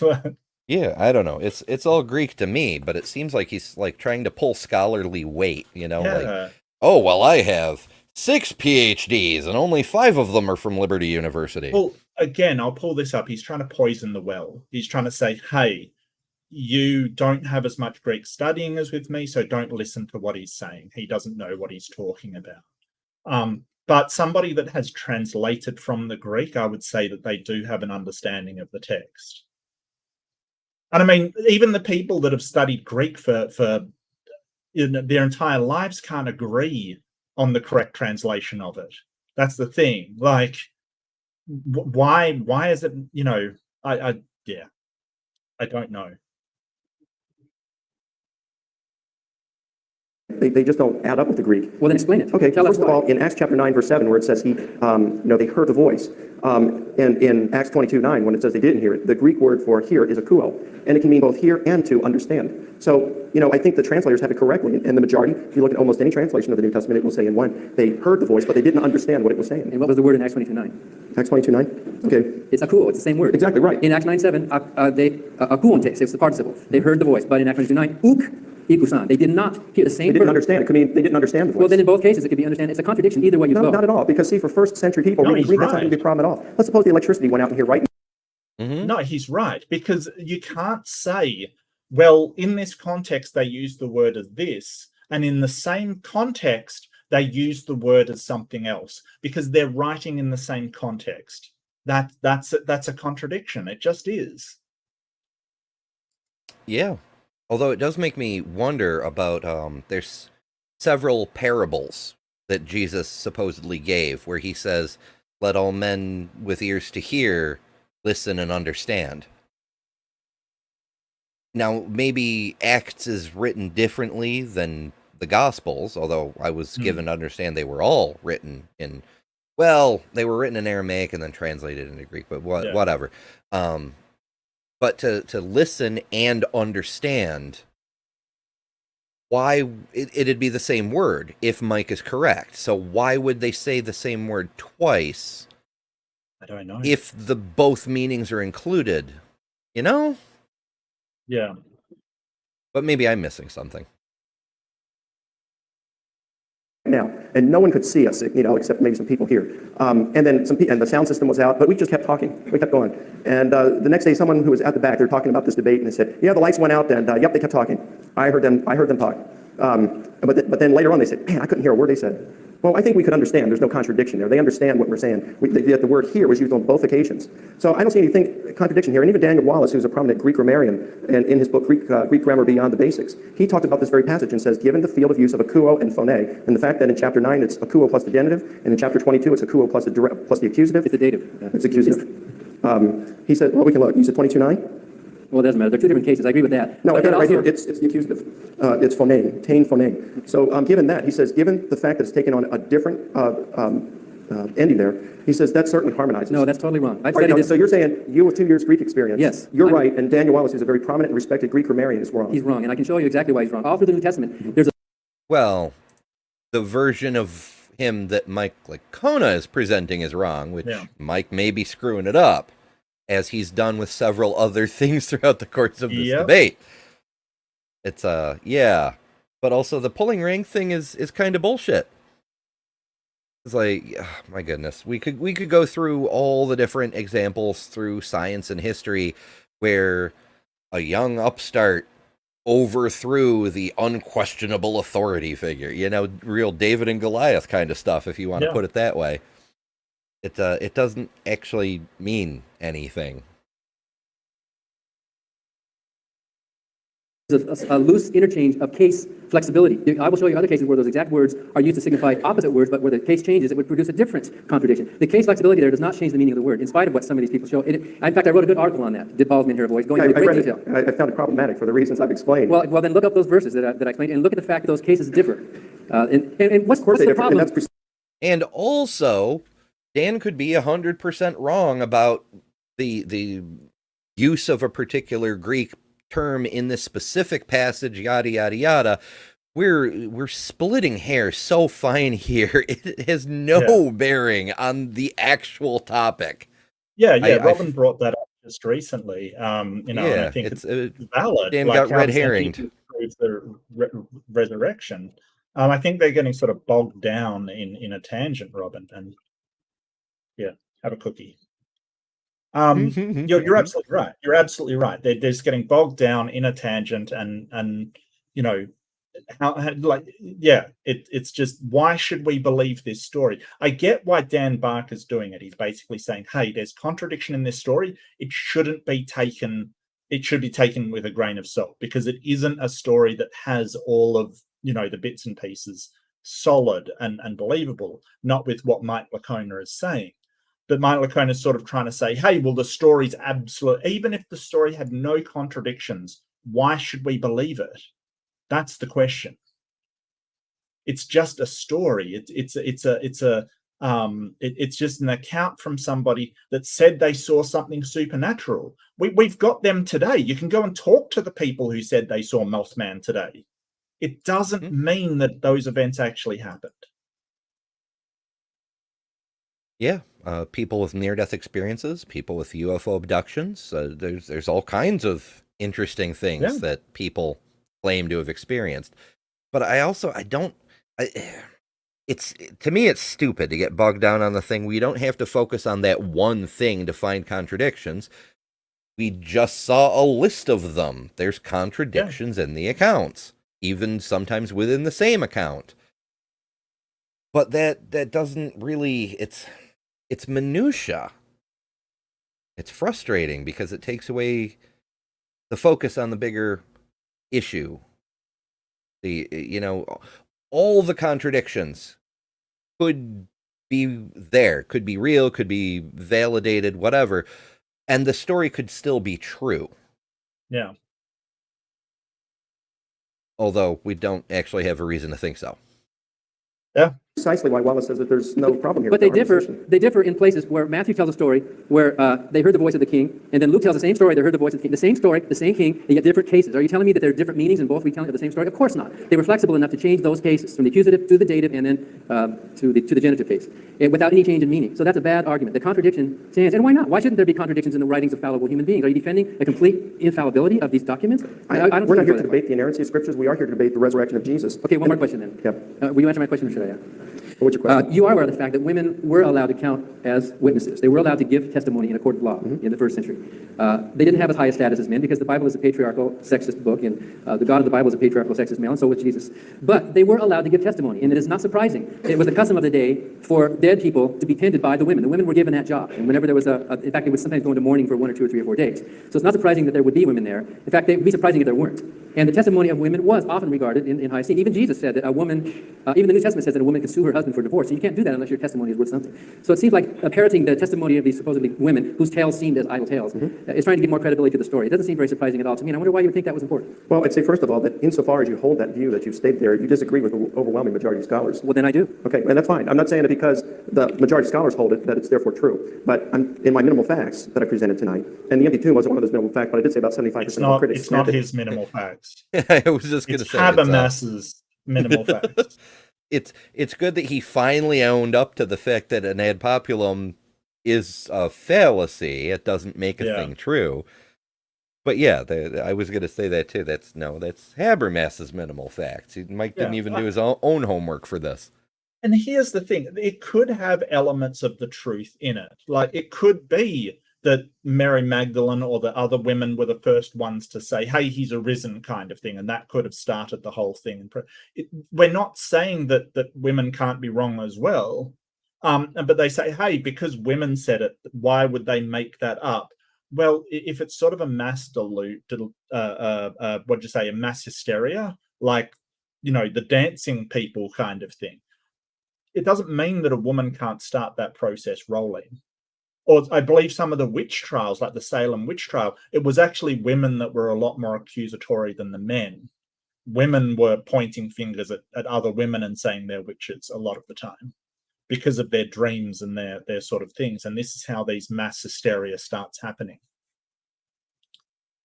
And according to Science Direct, the modern term is mass psychogenic illness, although most people still colloquially use the term mass hysteria.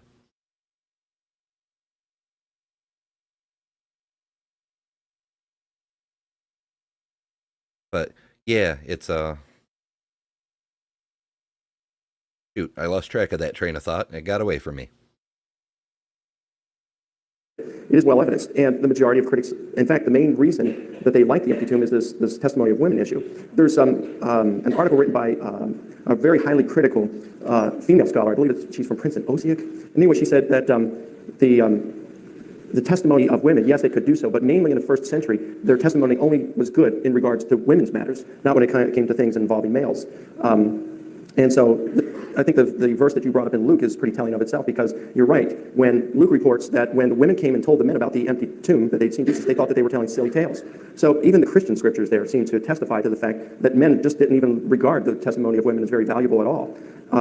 So in addition to those three arguments that I gave, I like the verse that you gave as well, and I think we could add that to the list, about the testimony of women and how it showed in the first century. They weren't highly regarded. So the whole point is this. If the testimony of women was at best questionable, if you're inventing the empty tomb account, why on earth would you place as your primary witnesses people whose testimony isn't going to get you much mileage when you could have used males? Well, then let me ask you this. Well, that's sort of the same thing. Mike is playing both sides of the deck again, because they use a very similar argument in the reverse way, with the criteria of embarrassment. Like, if you're making it up, why would you add in details that embarrass the supposed authors or the main characters or whatever the hell? Yeah, it's the same thing, but backwards. It's like the fact that this is included means it must be authentic. But of course, a person who's writing a fabricated story would include fabricated parts to make it seem more authentic. It's there was a thing, the thing that I lost track of had to do with testimony of women. It's from the Old Testament, though, so it would have been somewhat mitigated by the first century, because they were already at the point where they were no longer stoning their children for bad, talking back. That's probably a good thing. Yeah, but they'd started to deviate from the Levitical laws in a pure sense. Yeah. So yeah, what's written in the Old Testament isn't necessarily how things were being done in the first century. But I seem to recall it was something to the effect of, you need 3 women's testimony to equal a man's. Like, if a man says one thing and a woman says another, then the 3 witness rule applies. You need 3 women to counter the man's testimony. Yeah, there's no doubt that men's testimony was worth more than women because of their patriarchal and a structure of their society. But I think that what Dan Barker's saying is that their testimony still was worth something.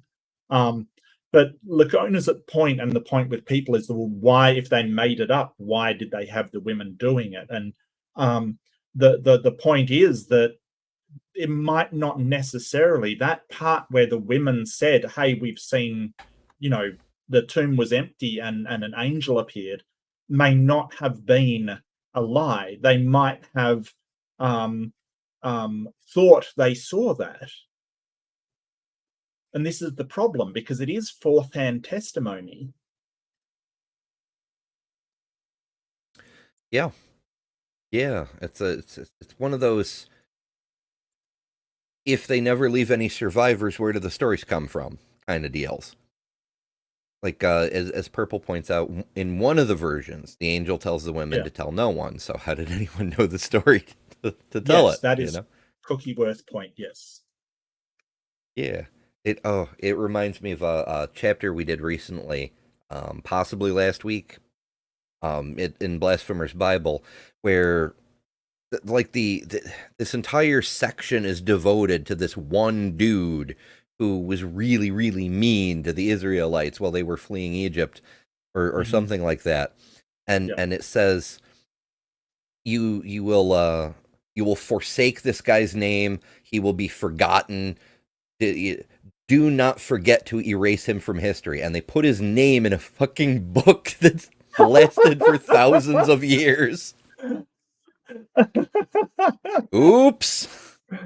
No,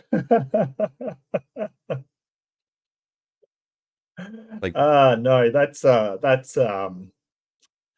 you failed the test. You failed the mission. You really did fail the mission. Yeah.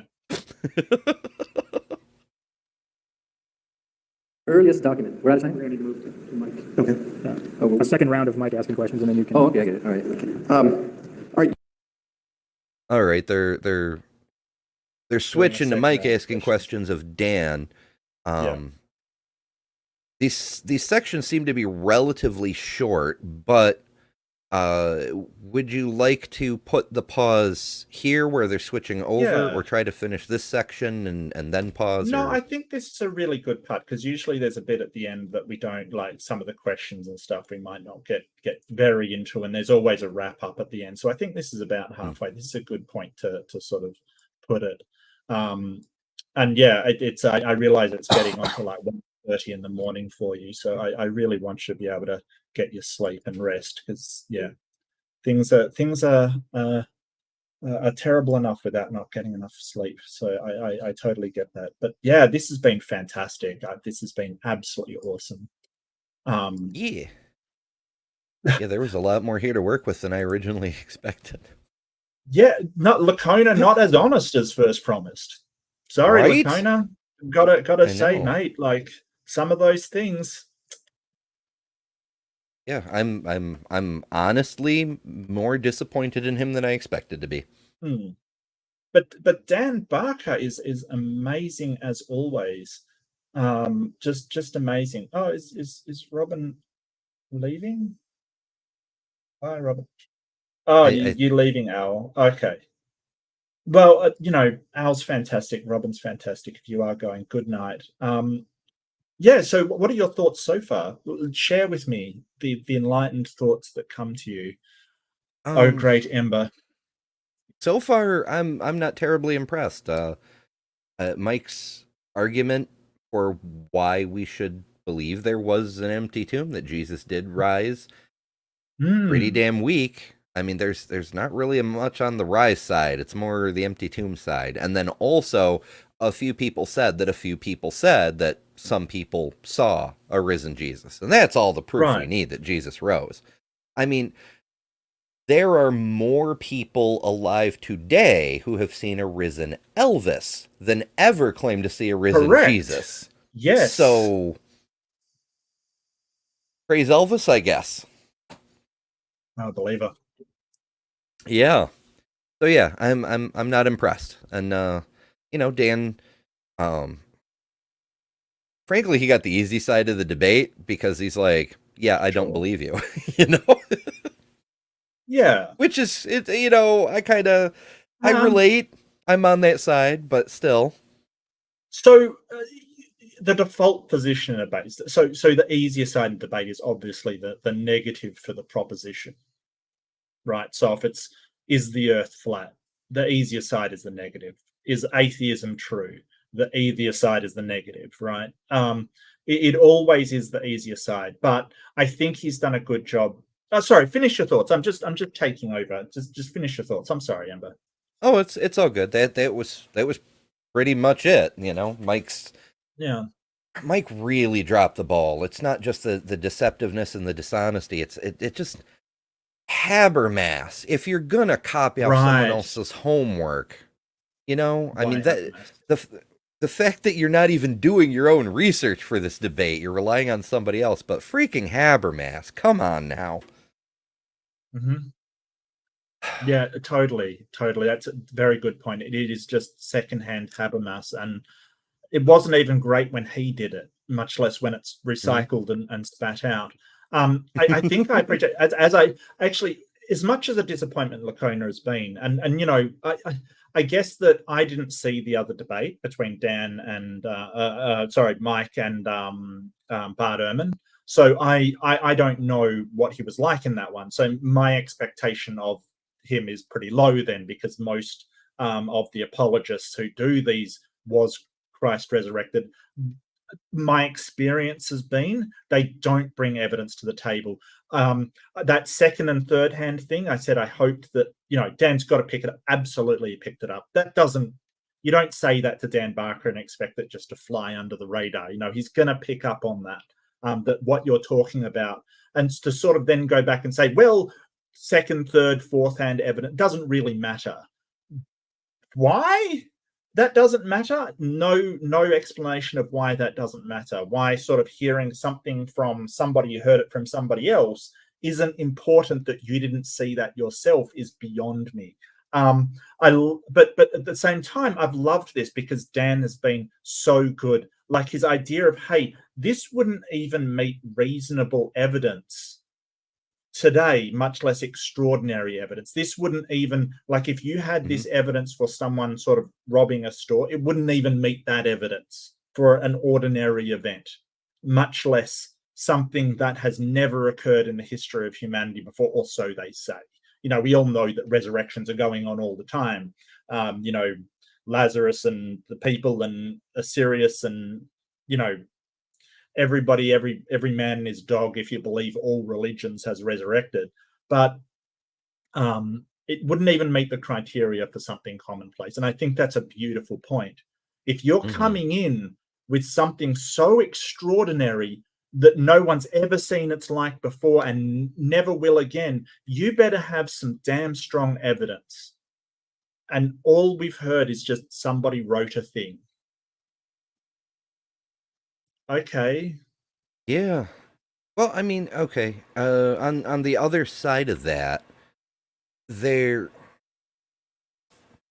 this idea in Christianity largely, but I'm sure other religions do it too, that if a thing is scripture, then it's extra holy, it's extra trustworthy. Yes. But when you get right down to it, scripture just means written. So it is written. Yeah. Someone wrote it down.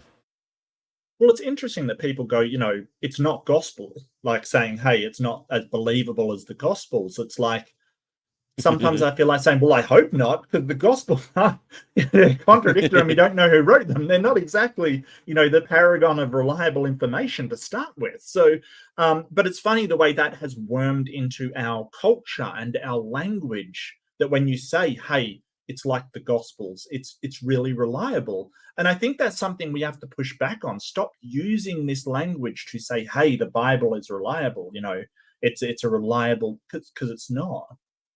The I hate it when it's foundation of all referred, truth. right. I hate it when it's referred to as a historical document. I mean, it's got history in it, but it's not historical. It's not like somebody wrote it as a history. It was written as a religious document. Like, we've got to stop referring to this. It's historical in the same way the Odyssey is, in that it itself is from history. Correct.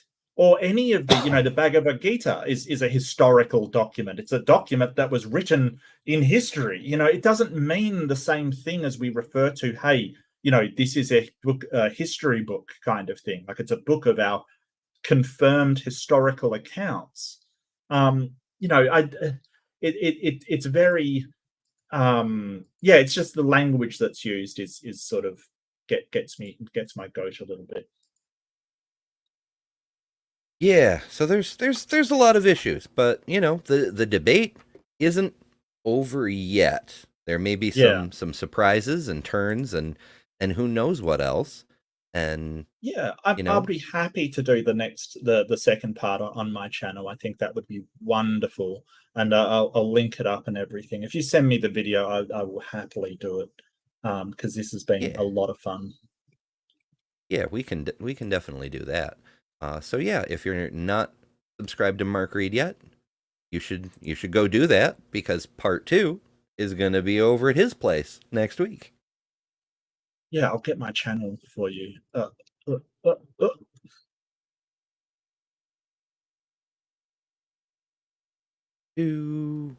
you go. I'm moving the video file into my Google Drive to transfer it over now. It's going to be a little bit. Big files take a while, but no it's problem at all. As long as it's not more than a week, then we should be fine. Right. Yeah. Oh shoot! I said Google out loud, and now my phone is going crazy. I upgraded to Android 14 the other day because I had time for my phone to be out of commission, and so many things changed. Like, for example, on the camera, the side with the picture you just took switched. It's on the other side of the shutter button now. Apparently, voice assist is active by default now, and I've got to find the switch to turn that off, because every time I say Google, my phone tries to answer. It tries to do something. You should change the word. Change into something else. Make it Bigfoot I did Jesus. You'll never say that. Right? You'll never say Bigfoot Jesus. I don't know why. You know what? It's the fact that these Christians got so bent out of shape about me having that on. I so feel like saying it more and doing it more. Like it's like the Streisand effect, you know? Mm-hmm. Or it's kind of related to trolling. Like you get a rise out of them, so now you want to do it more. It's like, well, okay, it's funny. Like, why are you guys like this? Yeah. Yeah. I don't know. It's it's a thing. Yeah, me's right. I should just tell my phone to turn off the voice assist. Maybe. Yeah, something like that. Or maybe That's gonna something make you a mess. never use, you know, like banana hammock or something like that, you know, just something, you know, use your safe word, whatever that is, maybe. Well, then everybody. But actually, don't use word. that, because if you ever have like a BDSM session, then you'll turn I'll be Google saying on it a them. lot. I probably don't Oh need my. that. On the flip side, if I can create a Murphy's Law situation that causes that to happen, I don't know. It's tempting because it has been a while, but that's an entirely different topic. What have you got coming up this week, Mark? Not a lot really. I've got a couple of room rumbles to release. One's actually a really civil conversation with Missing Mod. I sort of went to their room, just had a discussion of things back and forth. It was really civil and cool. And that was where the notorious, you know, the Christians got bent out of shape because I called myself Bigfoot Jesus, and they thought I was mocking Jesus rather than the weird couple that think that literally Bigfoot is Jesus. Which was kind of funny. It was all kind of funny to me, but I don't want other people to cop flack. So I think that, you know, they attacked. But I'll go into all of that, and I have to record that sort of the introduction, explain what's going on. But that's a civil conversation. I then went over to Gangster Ghost's channel, who's sort of a new person. He's like on the theist side, but he's kind of reasonable, isn't pushy, is very well, you know, sort of very easygoing kind of thing. So he sort of is neutral groundish for discussions. Went over to there, and that was a laugh riot. That was hilarious. There was Christian Pike over there who was, you know, talking sensibly and saying interesting things. And then there was a couple that came in and just were, you know, off the chain. You know, you have faith and here's why, kind of like. It was great. It was just fantastic. So I've got to upload that. So look forward to that. Yeah, and so yeah, it should be fun, and I'll get those out as soon as I can. Friday, of course, I've got the Fundamentalist Fails on my Friday, not your Friday. I was going to say Thursday for that's us. Thursday you know. night, you bunch of North devils, you. So yeah, John, if you're in chat, it's really Friday, mate. We got it. It's the only other Aussie, or Beamsy, it's Friday. So all the Australians, it's Friday. But yeah, I love